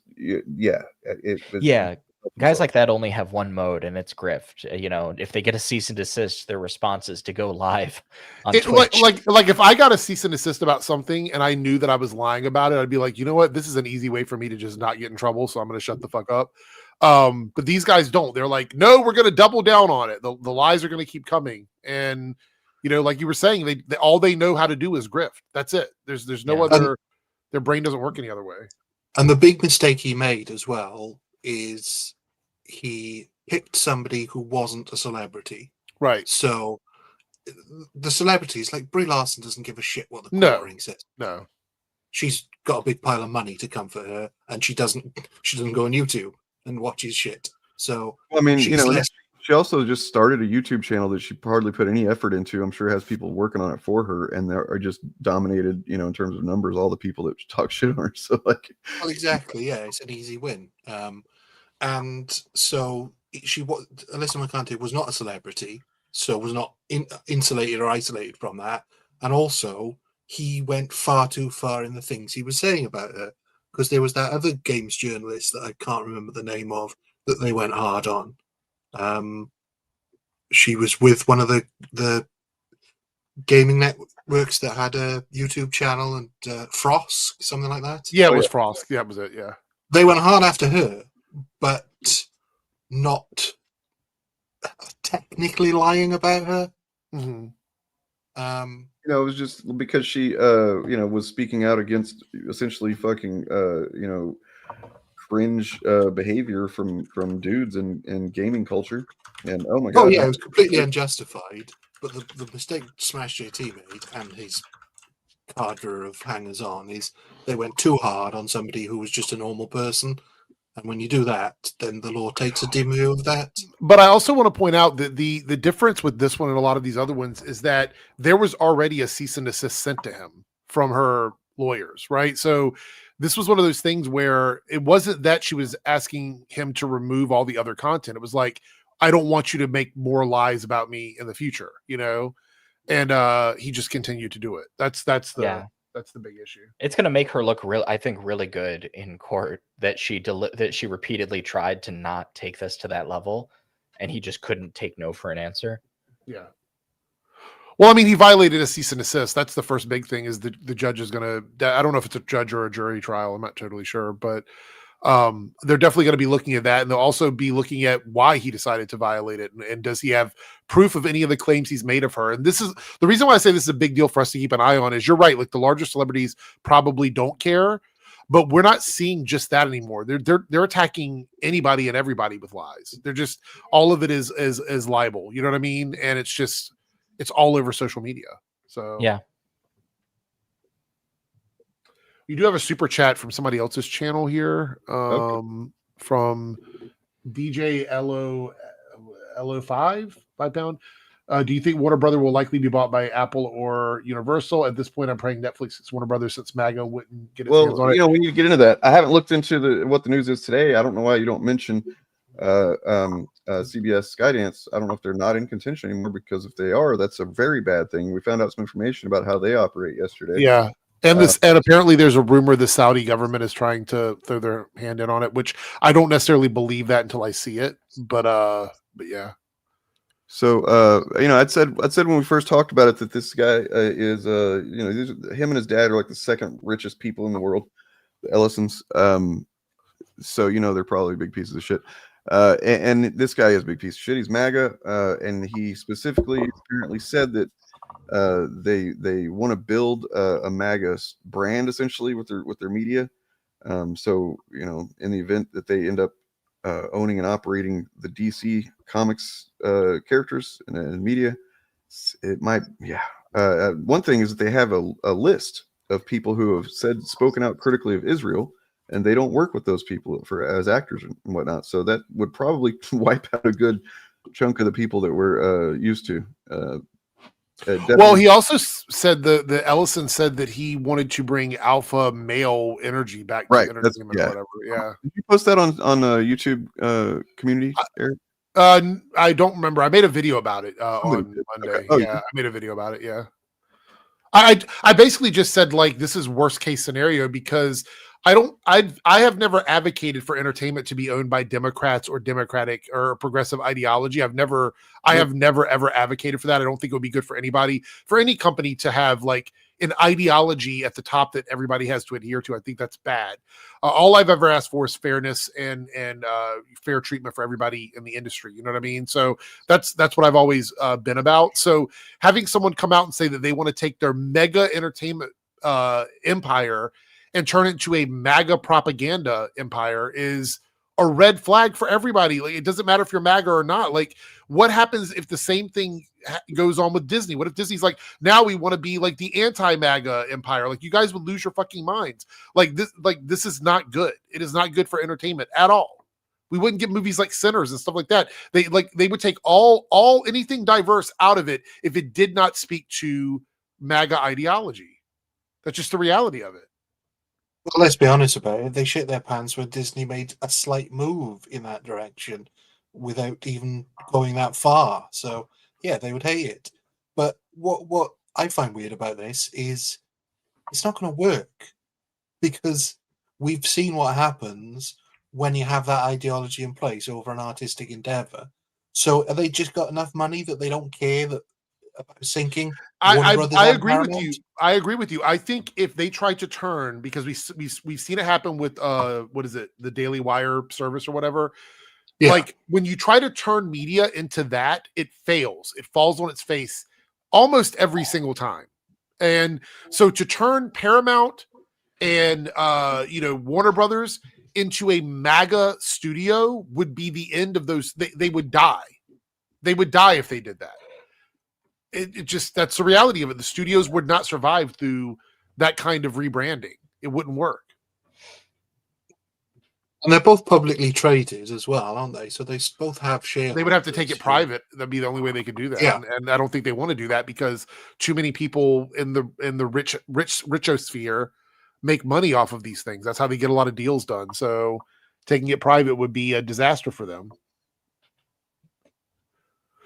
Well, Sam, I think the goal is with a lot of this pushback is that Warner Brothers will stay a separate entity. That's what's probably going to happen, depending on whether or not their shareholders decide to take any of the bids, which, let's be clear here, I wouldn't be surprised if they did. And we know that the Ellisons are tight with Trump, so the FCC is going to approve anything they want.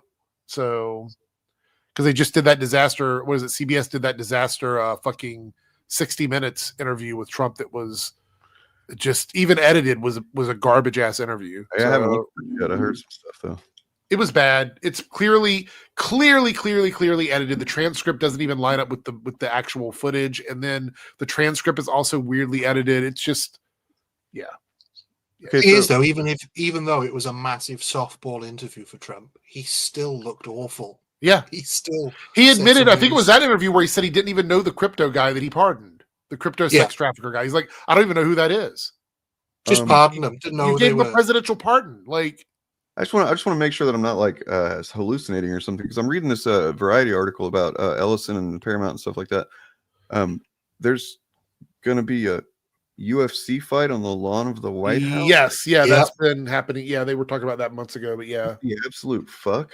They're going to get this, Dane. From what I've been told, they're going to enter in from the Oval Office and then head out to the ring from the Oval Office. That's Jesus fucking Christ, man.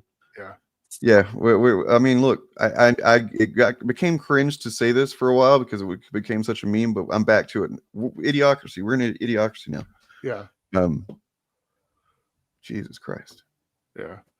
Anyway, it is 6:30. I have to go because I have an early night tonight. But I'm going to jump off of here. But as always, a pleasure chatting with everybody. Yeah. Good to see everyone.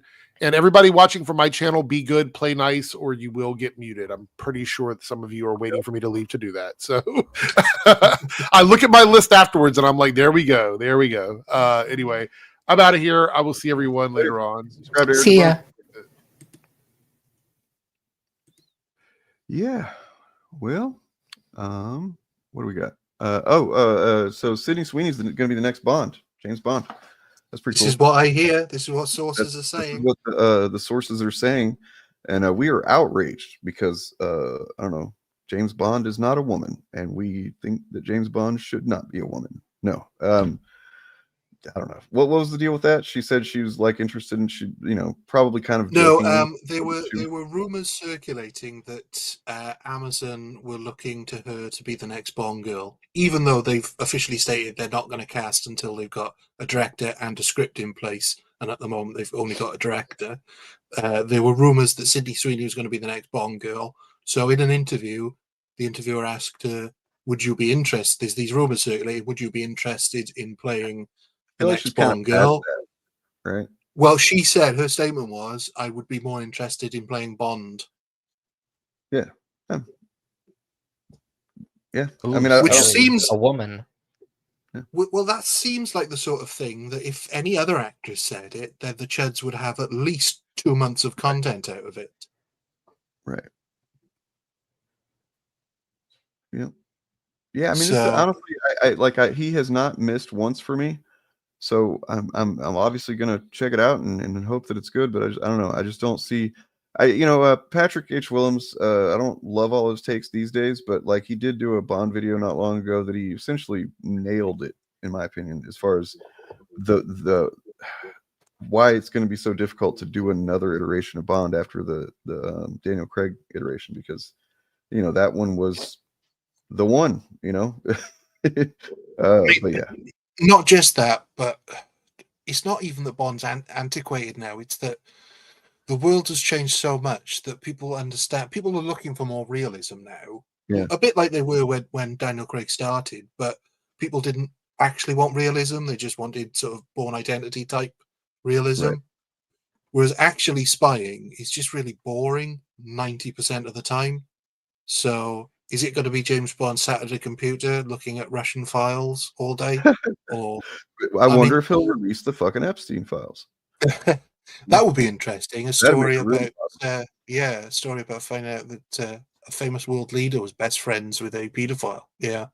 Well, but like, if you want good spycraft stuff now, entertainment wise, and I've said this a few times here, but Slow Horses on Apple TV is you have said that. fantastic.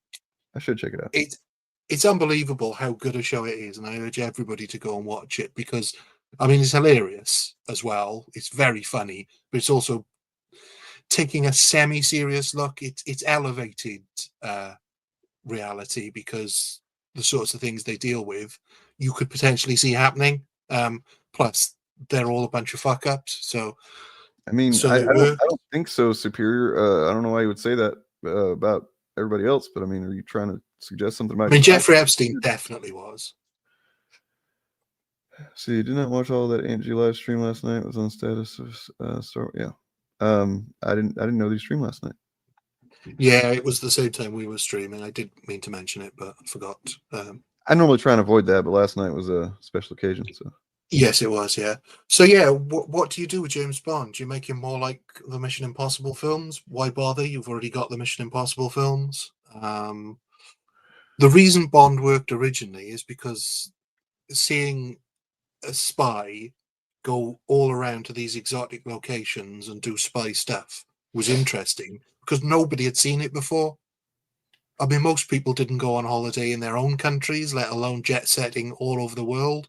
But now lots of people travel, and it's really easy to see what other countries are like just by watching a YouTube video. So that element's gone. Yeah, it's also, I mean, I think adapting the I had this old school professor who only watched black and white films, and his favorite books to read for fun when he wasn't doing like academic stuff was the original like pulpy like James Bond books. And he like the way he talked about him, he like really enjoyed them. So I think probably if you're from that generation where that kind of stuff was really big, it has more like cultural currency. Yeah, definitely. I mean that generation is very old now. What do younger people want to see? Do people want to see spy stuff? Because you can't. The one thing you can't change about James Bond is that he's a spy. You could change everything else, as far as I'm concerned. I mean, would it work if he was a woman? It wouldn't make much difference, really. But he's still got to be a spy, and I yeah, mean, so yeah, I don't like the like honestly, I'm not a fan. I'm not going to call myself a Bond fan. I'm definitely a fan of half of the Daniel Craig films. But overall, I just don't think James Bond is very interesting, and a lot of those older movies are pretty lame and weird. I find the idea that like a British like Secret Service agent would be infiltrating American gun militias like rather humorous. That's a funny idea. Like what's that what's the I think it's Daniel Radcliffe did the movie about the Fed who infiltrates the KKK. Yeah, I watched that. Yeah, it's just that, but like he's doing the British accent. Yeah, it was peeking out a little bit here and there for sure. No, I mean like that would be the Bond movie. Is like okay. full. Yeah, but I mean, generally, that was a pretty good movie. I think it was based on a true story, maybe. I don't know. I'm not sure. We'll have to look and see if there's if we've ever had any problem with like white supremacists in this country. I mean, I love the Bond films, even with their insensitivity, shall we say. And to be fair, the books are in some ways worse, but of their time, obviously. They are a product of their time. But yeah, I just don't see how you could continue to do that now, because they've done everything with them. Right.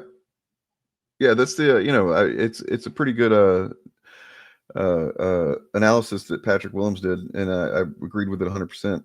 That basically, Casino Royale is the best Bond movie. It just is. It's fucking great, really, really good. Anyway, I mean, you could do one that was a bit closer to the books, but again, I think that would be quite boring in a film, because a lot of it's about the gambling aspect of it, and it's about sort of the translation of gambling to spying and the sort of the similarities there, the parallels. So they've already done that. Yep.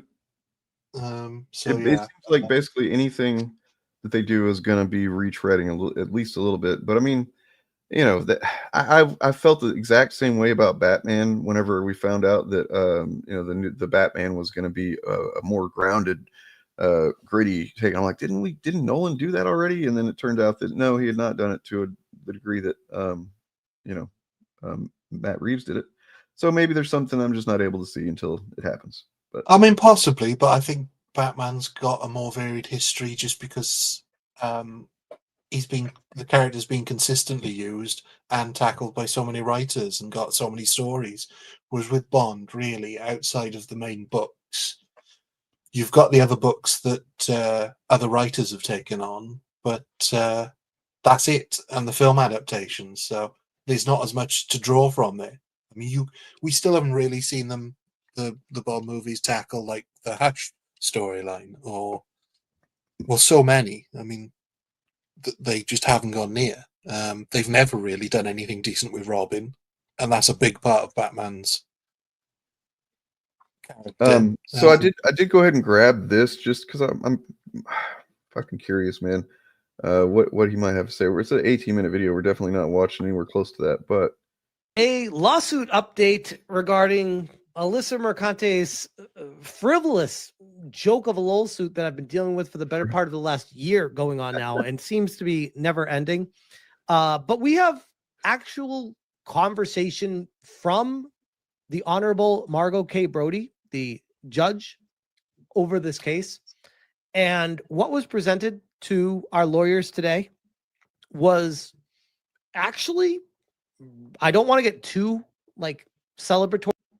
Wait a second. So his motion to dismiss was denied without prejudice, which just means they want more info for deciding if Technically true. It's not that they want more info, it's that they weren't provided with enough info to dismiss it with prejudice or to to deny it with prejudice or Right. to dismiss. He didn't provide enough information. So unless he's got more information that his lawyers were like, no, let's leave that. We don't need to tell him that. Then I don't know what else. It basically means imagine you're being sued for speaking about someone, and whether you did it or not or whatever, and then like just thinking it's a good idea to go ahead and just make some content about that. Yeah, don't gotta pay them bills though. It's that way. Like it seems like there's something missing from their, logical processes. So all it actually means in legal, stripping away the legalese, is not quite what he's saying here. What a motion to dismiss was denied without prejudice means that he can reapply. That's all it means. If you dismiss with prejudice, that's it. It's over. You can't. So it wasn't the court saying, we think there's merit here, but there's not enough. So if you could provide us more, there's not enough information here. So just a quick random thing that I came across just now. So Critical Drinker agrees with the premise of a video I made a few years ago now, which was that robots and AI prove that gender is a social construct. Meaning, like I did a video pointing out how we just call R2D2 and C3PO he, even though as far as we can tell, they don't have penises or testicles or whatever. They present as male, so we call them that. And then there's many other examples as well. But so here's me being surprised at this, him making this point about the Predator Badlands character of whatever the character's name is. Boop.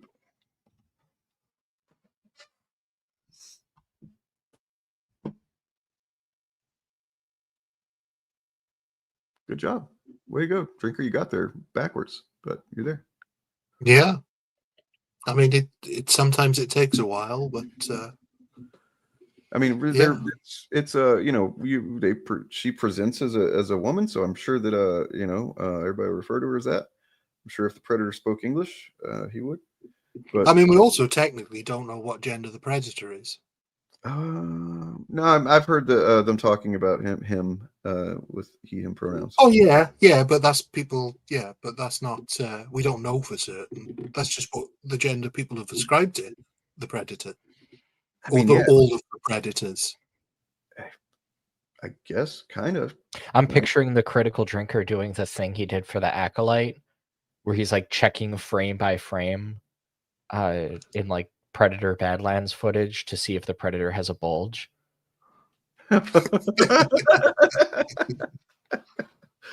Well, that's the thing. We don't know anything about these predators. We don't know if there are more than one gender or if they reproduce asexually. We have no idea about how they might be a bit of both. They're all on their own. So he did. Good news. He won. So there you go. Happy to inform you of that. Yep. All right, let's go back to this dumb shit. Just because I'm really, really fucking confused at somebody choosing all the choices this guy makes in his fucking life are just confounding to me. But very good news for my position in this, we'll say. I said on X, lawsuit update. The judge has not ruled on the merits of Alyssa Mercante's lawsuit against me. I'm guessing that the motivating thing that would make him do this, to talk about this shit, even though he probably on some level realizes it's not a good idea legally, for his own case, is just that he's so accustomed to getting all of his validation from people on social media, videos and X and stuff, right? Yeah, because I mean that first sentence means nothing. That's just chronologically, that's something that hasn't happened yet. My motion to dismiss was denied without prejudice, meaning the court just wants more info before deciding if New York even has jurisdiction. I don't think that's. Here's what that all means. I said, this isn't a loss. It's a procedural step. The judge is allowing I mean, I think definitionally, if you introduce a motion that would benefit you, in this case, by dismissing the case outright, which would be the ultimate win for him, and that is rejected, that just technically that's just a loss. You know, it's not. Yeah, it's a loss, but it is a little loss in the broader scheme. So good cope. jurisdictional discovery, so both sides can look at the limited data to see if the case even belongs in New York. It's about where the case can be heard, not whether I did anything wrong. Now, at this point right here, oh, I see. There is okay. I mean, he's making a good point there. That is true. I forgot that his audience is fucking morons, so he has to spell this shit out to this level. Yeah, morons and children also, where it's like they don't know anything. I was sitting there thinking that same thing, like, who needs to hear this? Right. Like, I would never write like a community post for my YouTube explaining to people something like this. That just doesn't make any sense. That I just generally, if I'm speaking to you, I'm going to assume that you understand, and if not, then I'm probably going to stop speaking to you now. What's interesting though is he said that so both sides can look at the limited data rather than look at limited data, which is what he says in the tweet. But I wonder which it is, because looking at limited data means you only allow yourself to look at a limited amount of data. Looking at the limited data means there is only a limited amount of data. So I wonder if the tweet was drafted by his lawyer.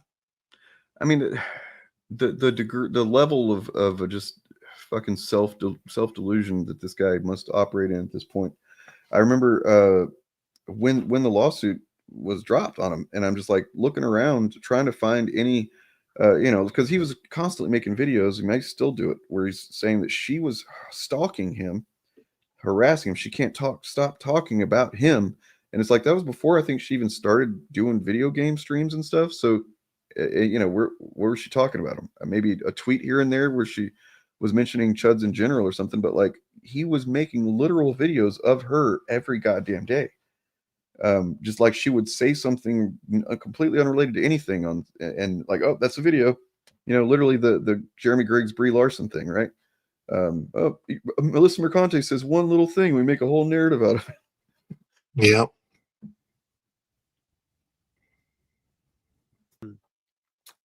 Information that I have that I am not at liberty to speak of right now because it is not publicly available. Yeah, okay. That I will say just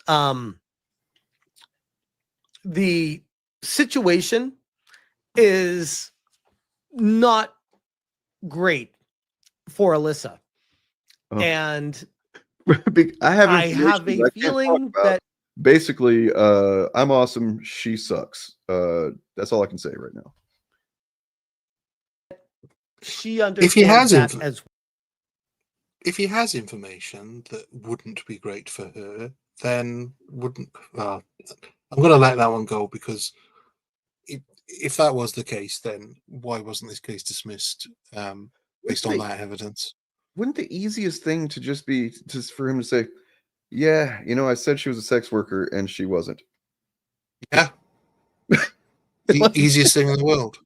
Just he could even, if he wanted the win, he could even say, I was told, I was given the impression. Yeah. Doesn't even have to make it in a way that doesn't make him look like the complete liar that he obviously is. And just, not that there's anything wrong with being a sex worker, as she's pointed out, but I mean, simply there is not a factual statement, and he was making all kinds of specific claims about her in the context of that false claim. Yeah. Gross.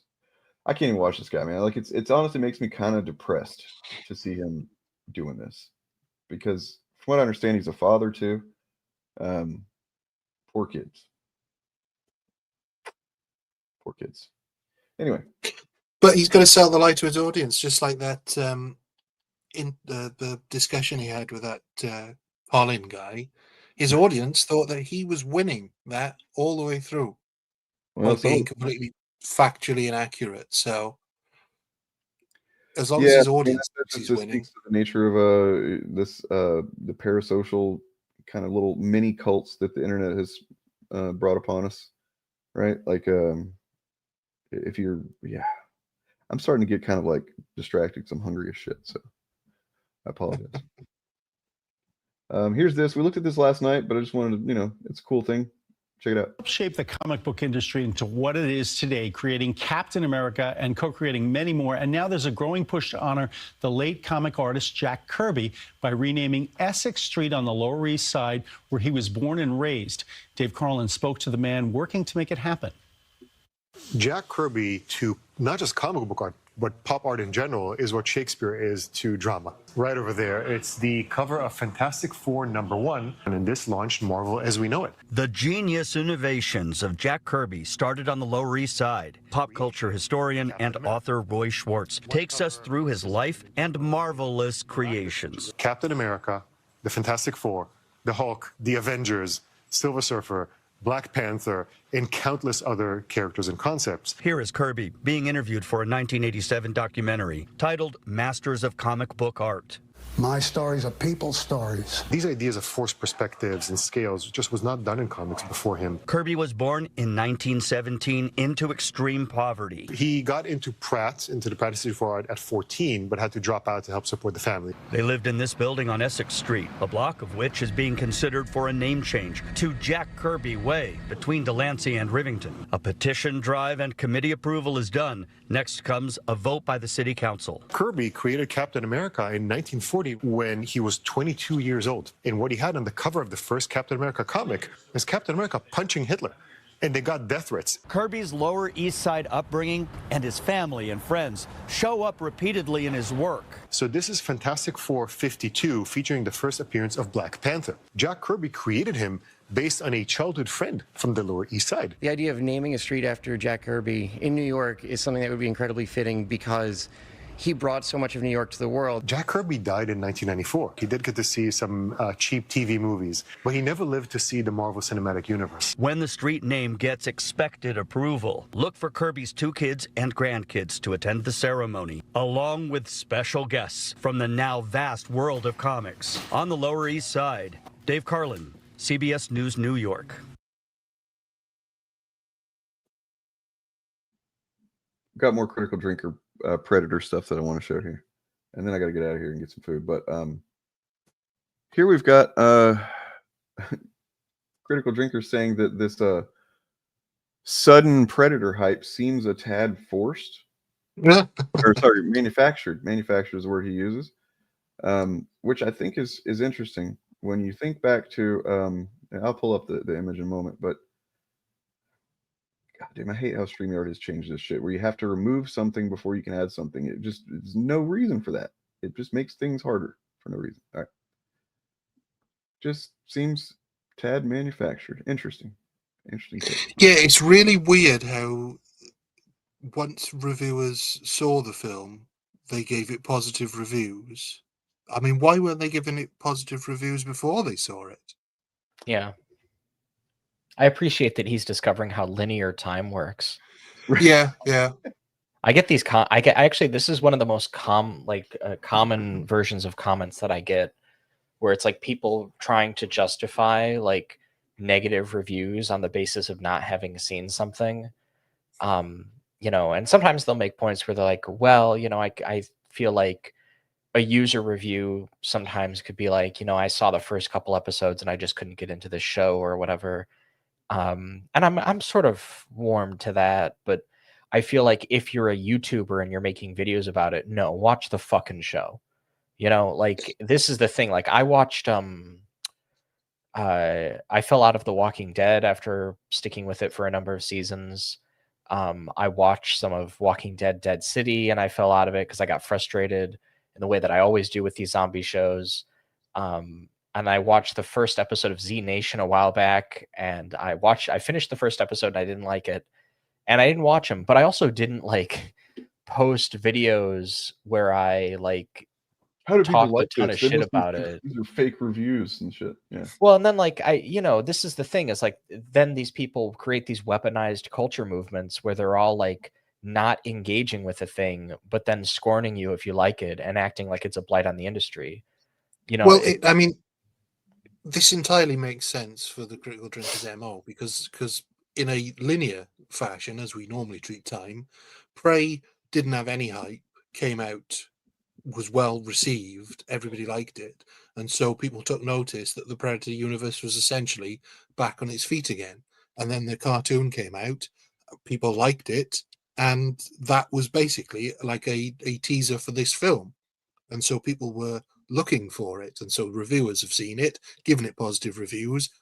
Here we are. But of course, in the Critical Drinkers world, that's not how things work. You decide at some point that you're going to dislike something, talk about how much it's going to suck for months, and then tell everybody it sucks once it comes out.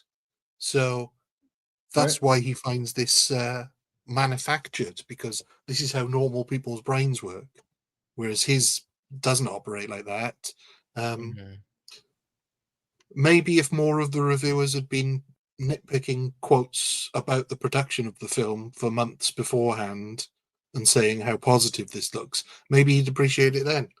Yeah, don't these like film critics understand that what you're supposed to do is like read a Hollywood Reporter article, get really mad for 10 to 20 minutes, and then shit out like a like poorly structured video with the same like millennial cringe memes?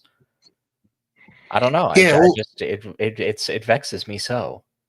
All of these critics having the audacity to watch a film and then tell people what they thought of that film. I mean, it's all fake. Yeah, who do they think they are?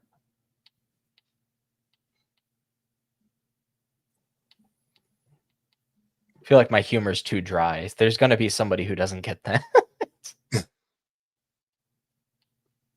Yeah, Sorry, it's I'm just searching for something kind of desperately right now that I can't find. So yeah, it's pathetic, and he does this sort of thing all the time. Throw out these little morsels, hoping that people will latch onto them, and then he can make videos about the subject. Because this, I guarantee, the next video he makes about the Predator film will be about how all the hype for it seems manufactured, because that seems to be his MO. If there's enough interest for it. Hey, here's a Predator he should make a film about. Donald Trump. Hey. Or make a video about that. See those Epstein files, you know? Found what I was looking for. Thank God. So going back to what 2022 or something, when Prey came out. Is that what year that came out? I think It would have been around about then, yeah. This is all full circle here. So 2022, Prey comes out, and I decided for the first time to make a little graphic to show the how I tend to see once you look at the patterns with these chuds, and you start to see this stuff, and these are pretty successful graphics. I think they did the rounds, but this is the very first one, and it was about Prey. And considering him saying manufactured hype, what about manufactured like unhype?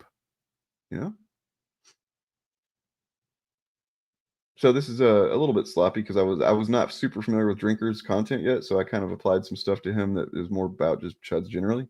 But yeah, this is his first video about the trailer for Prey that he called "How to Spoil a Good Idea."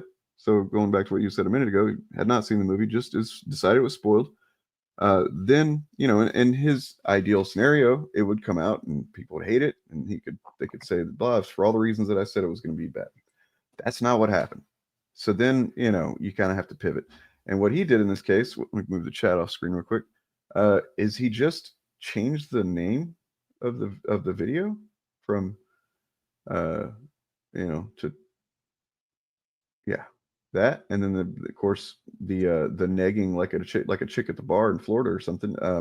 No masterpiece, but surprisingly good, which he does that quite often if you pay attention to his review titles.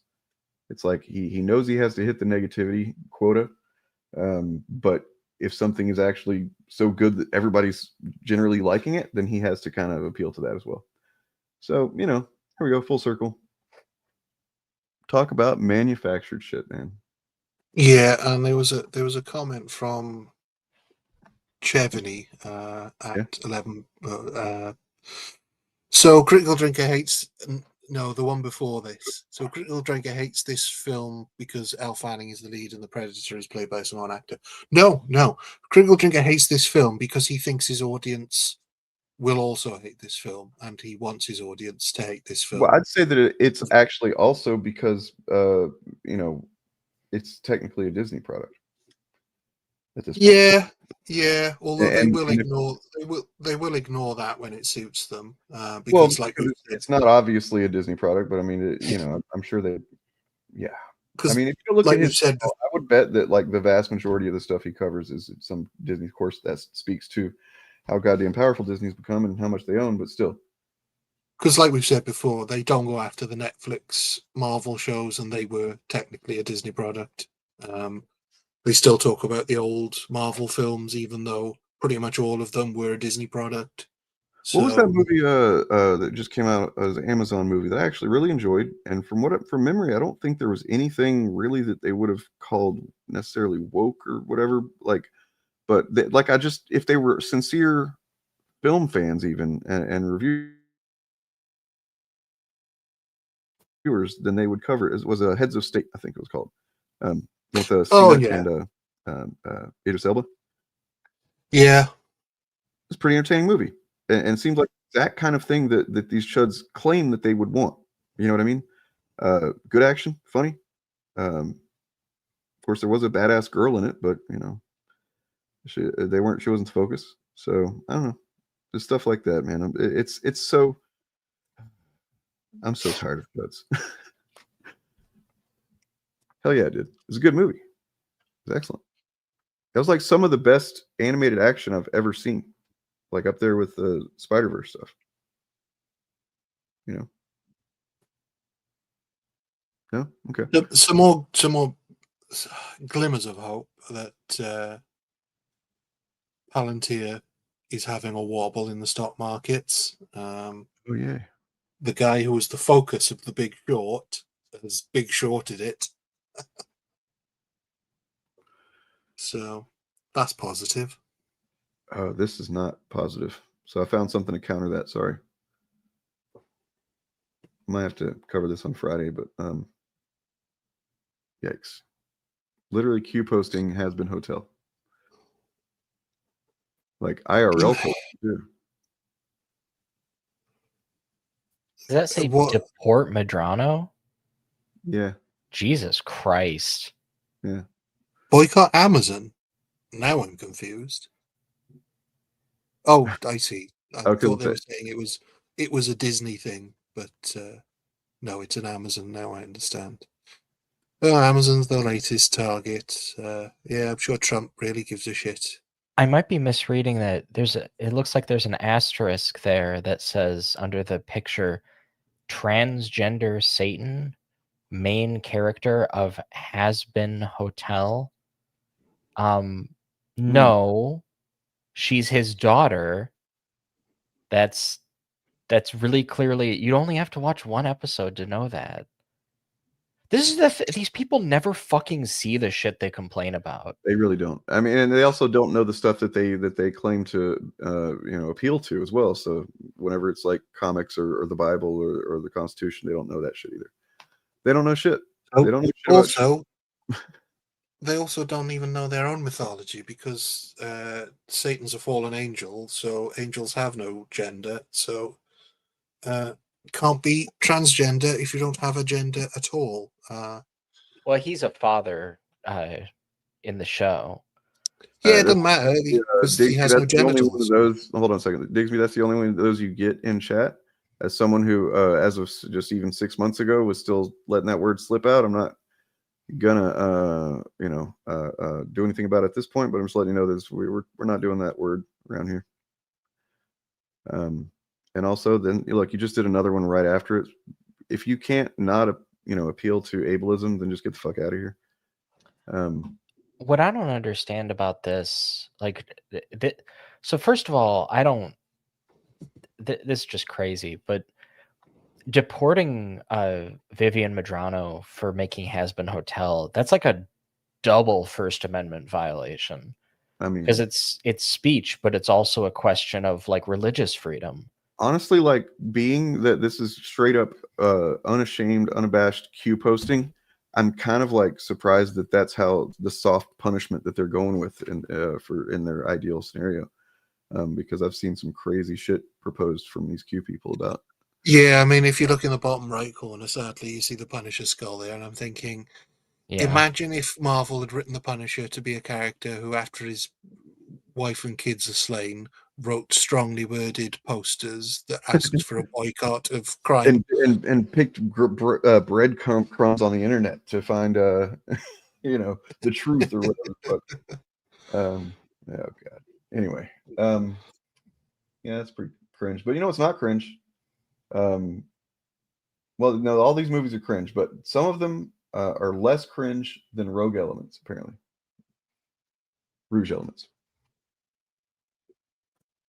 Objectively better. Objectively better movies than the Ryan Drake short film thing. I'm sorry, backdoor TV pilot, whatever it was. Looking forward to the next series of films, or possibly backdoor whatever TV they need to call it, just so that it doesn't sound pathetic. What film was it that Critical Drinker had a video where he's like, so it was off to the audience review score to see. It was The Boys. The Boys, yeah. Yeah, because he says about he's like before the current one, I think. not the I can't fucking do the voice because it's like he's You're almost slurring there. and he's Scottish. He says not the critic score because no one cares what those shills have to say, which is nuts. Unless, of course, those shills happen to agree with what he thinks about something, and then in which case it's the audience that are wrong and the reviews got it right. Yeah. Forgot I uploaded a couple of old Eric July drops because we were talking about them for once. Give me the damn money, Glenn. But if Glenn wants to give me the money, I'll take it. We need the Glenn bucks. Well, yeah, give us the Glenn bucks, Come man. on. Damn, where is it at? Eric July should convert to Mormonism. Yeah. Yeah. Unironically, I'm saying that because I don't know if you guys know this. The Church of Jesus Christ of the Latter-day Saints has like their own like publishing connections. If you're an author and you're Mormon, it's like easier to get your foot in the door and to get your stuff widely published and distributed.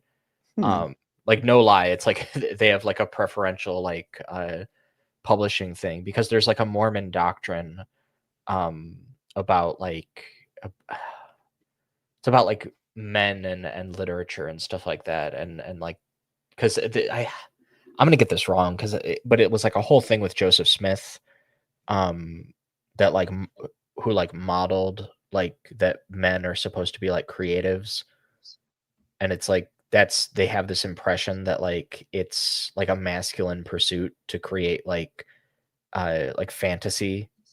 So like Brandon Sanderson and a lot of those guys, like if you're a male Mormon author, you write like high fantasy. If you're a female Mormon author, you write like romantasy or romance literature. So if Eric July wanted to do like ISOM and stuff, he should just become Mormon. He doesn't want to write though. He just wants to sell. That's the difference. They'd probably be okay with that. It makes sense for the Mormons to have a publishing sort of wing though, because after Joseph Smith lost those gold tablets that definitely existed, he realized the importance of backing everything up by having multiple copies, I guess. So naturally. Yeah, I am waiting with bated breath to see what Critical Drinker can deliver to us. Now he's got more money from less people to make more of his wonderful set Ryan Drake backstories. I mean, that's the weird thing. When you think about Rogue Elements, he's sort of apart from the books that he's written, which nobody read.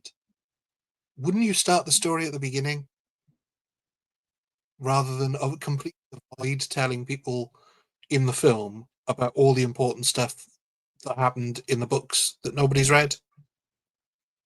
I think the reason why the pitch started the way that it did was probably that he didn't expect to get that much money and attention. Yeah, that's fair.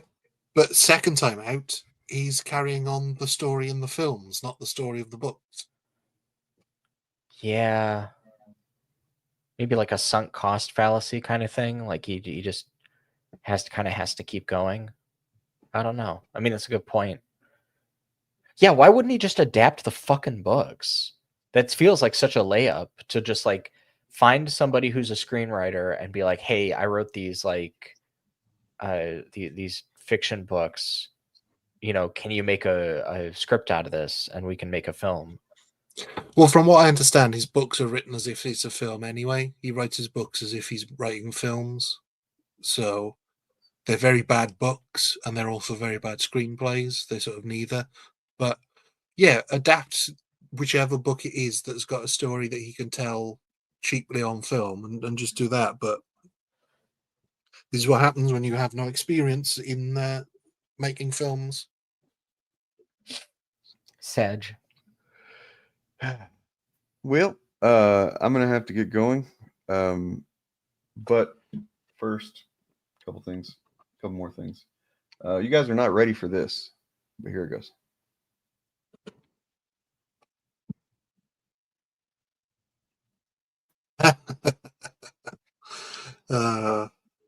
So apparently said that, you know, I guess they didn't radicalize him hard enough. I don't know. Well, he believes in nothing. So, I mean, what do you expect? I mean, Asmongold really will just say anything. Like when you watch his reacts to videos, he just constantly interjects or pauses videos just to go, "Yeah, and I agree with that. Yeah, that's right. Yeah, it's like this," and it's just like his brain is like a treadmill, and anybody can hop on, and they'll just like it'll just run through his head things that like other people have said around him. Wave Rider, yeah, exactly. True. Yeah.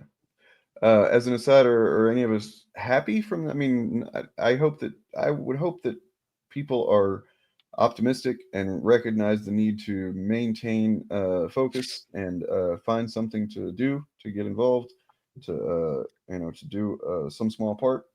That's what I hope people take from yesterday. And I think, well, yeah, the other thing I would say that people need to take from this is that there's always hope, but you constantly need to be vigilant. Yep. Every election matters. You can't sit any of them out. You can't meme your way through it. You have to realize that every single election is important, especially when the people in power are doing really, really horrible things. So AI sucks. It's everywhere. They've been really shoving it down our throats, but sometimes it says a thing it's pretty funny.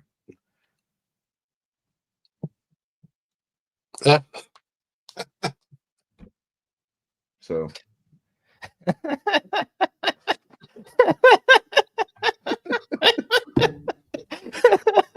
Yeah, GPT being like, "Do you think they explored each other's body?" Maybe this is a problem with what happens when you just comb the internet for all your sources and you stumble across /fiction. That rocks.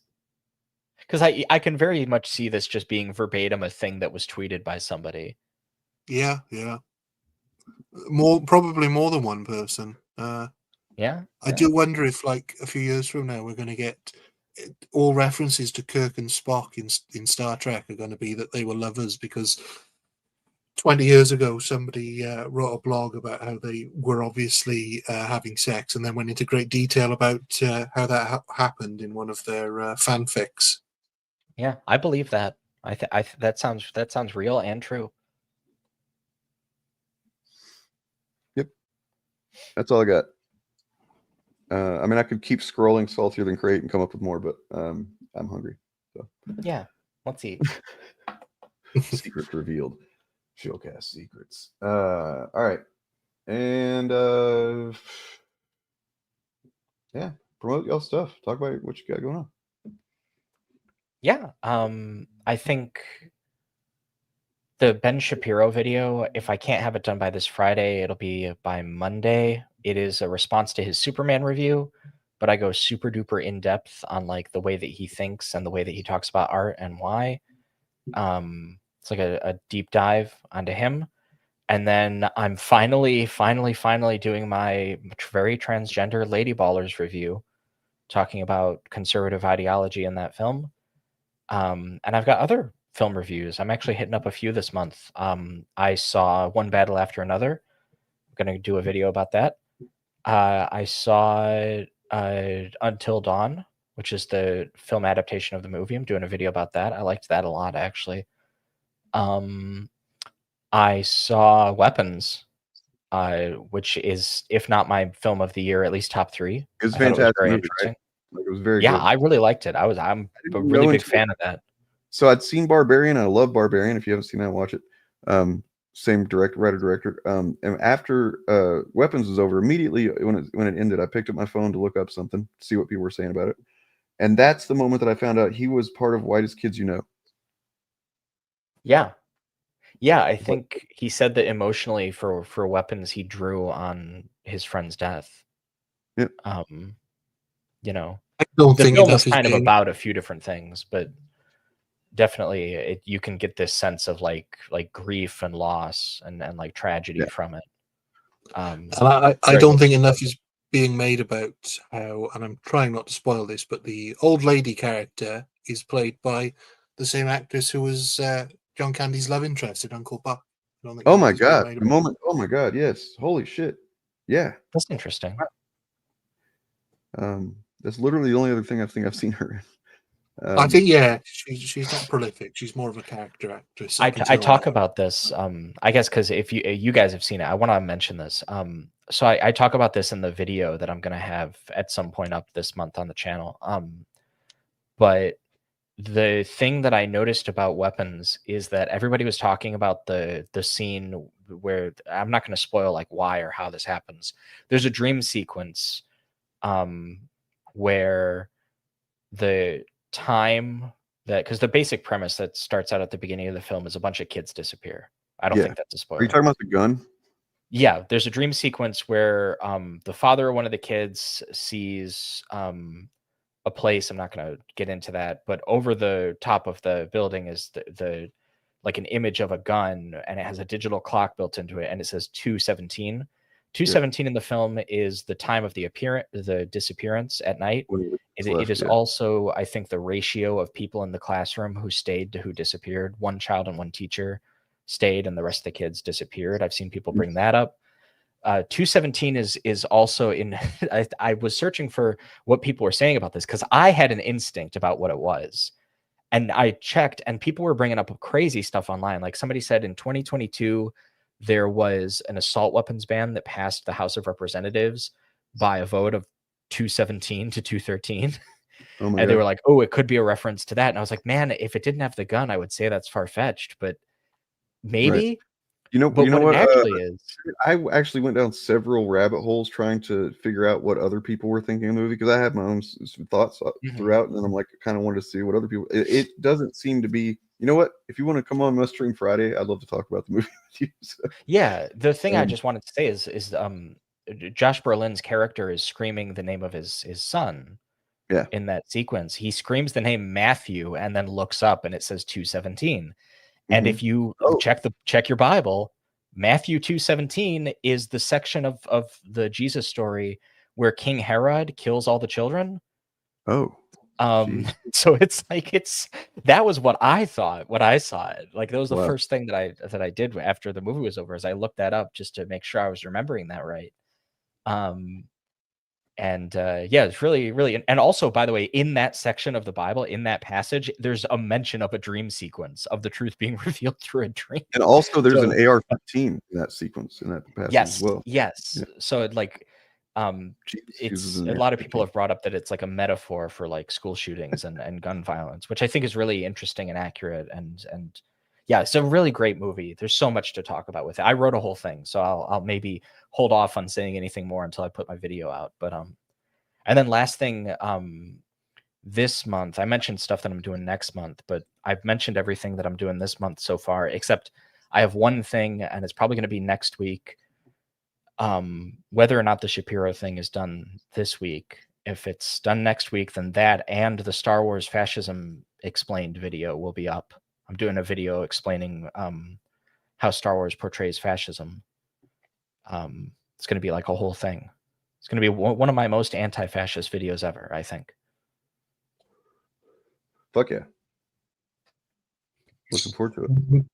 Right. For me, business as usual at the moment. I'm still trying to write scripts for other stuff while I crack on with my Rockford reviews. I've had to take a little bit of a break because my partner has been ill for the last week or so, but hopefully I'll be back Saturday. But yeah, that's it from me. Like I said, working on some other scripts, but they've also had to take a bit of a backseat, but she'll be back on track now.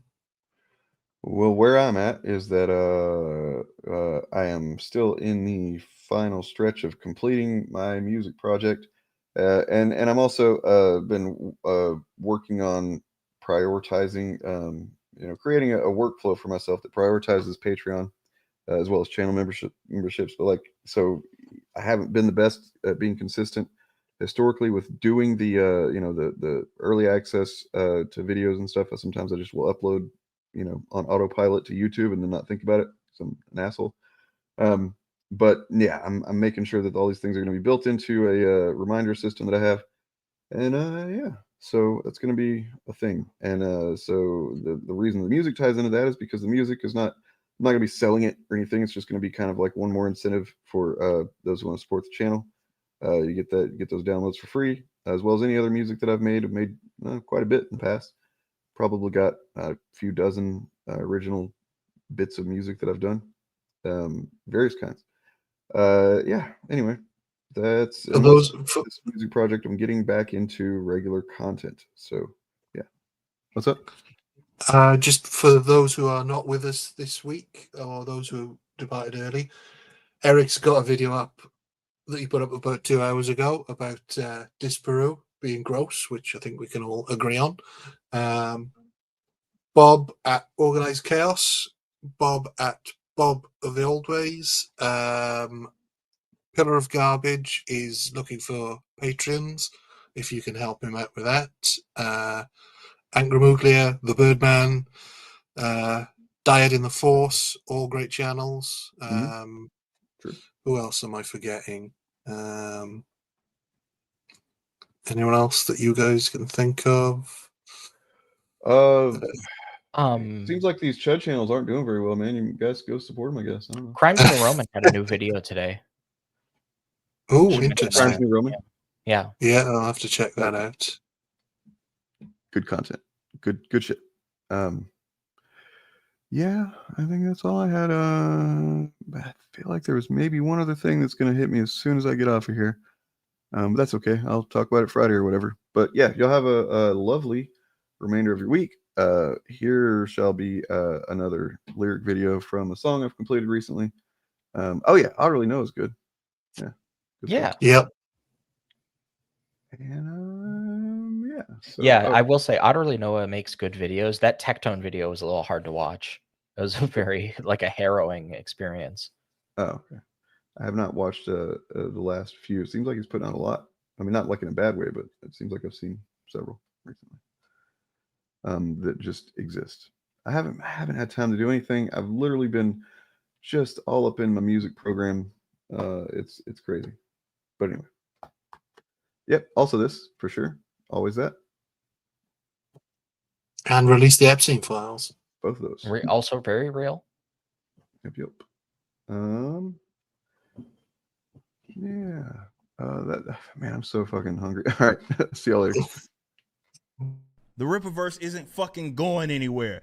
I'm not going anywhere. I just fucking relaunched. For Canon's sake, I'm not playing around.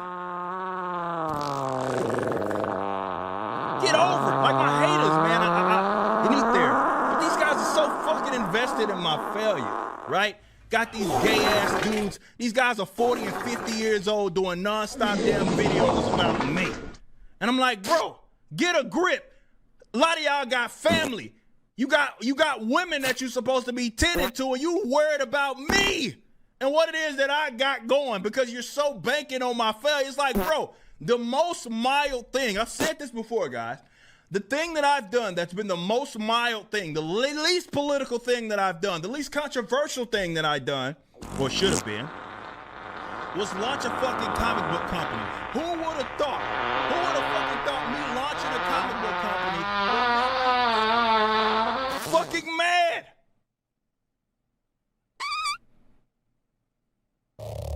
Of all things, not my hot take on social issues or dying, a new world is being born. Human beings are getting caught up in this changeover. We are being encouraged by the oligarchs and the billionaires to hate one another. We're being encouraged to be judgmental. We're being encouraged to be cruel. We're being encouraged to feel fearful of other people. We're being encouraged to think that other people are our enemy. Where lots of old, rich white men are really fucking angry. I'm not entirely sure why they're so angry. They're so rich, they can do anything they want. Like, nobody's fucking with their world. But they are fucking with our world. They're fucking with our people. They're fucking with our neighbors, our friends, our fucking children! Chicago, in the middle of the night, 3 years old, being zip-tied. This has to stop. It has to stop, because if they're going after 3-year-olds, you think you're all fucking safe? You are fucked, my friends. If we don't put a stop to this right the fuck now.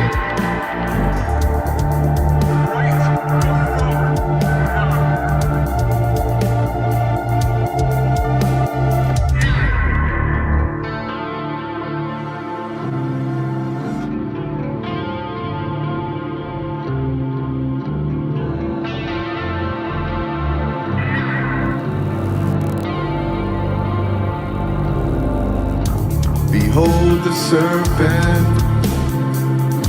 beware the oldest lie.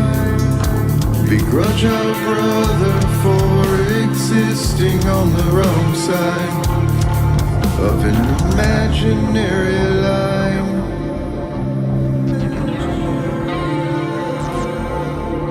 Between two worlds, belligerent in the name of the tribe. I beseech you to believe in more than the light reflecting off of these shells we occupy.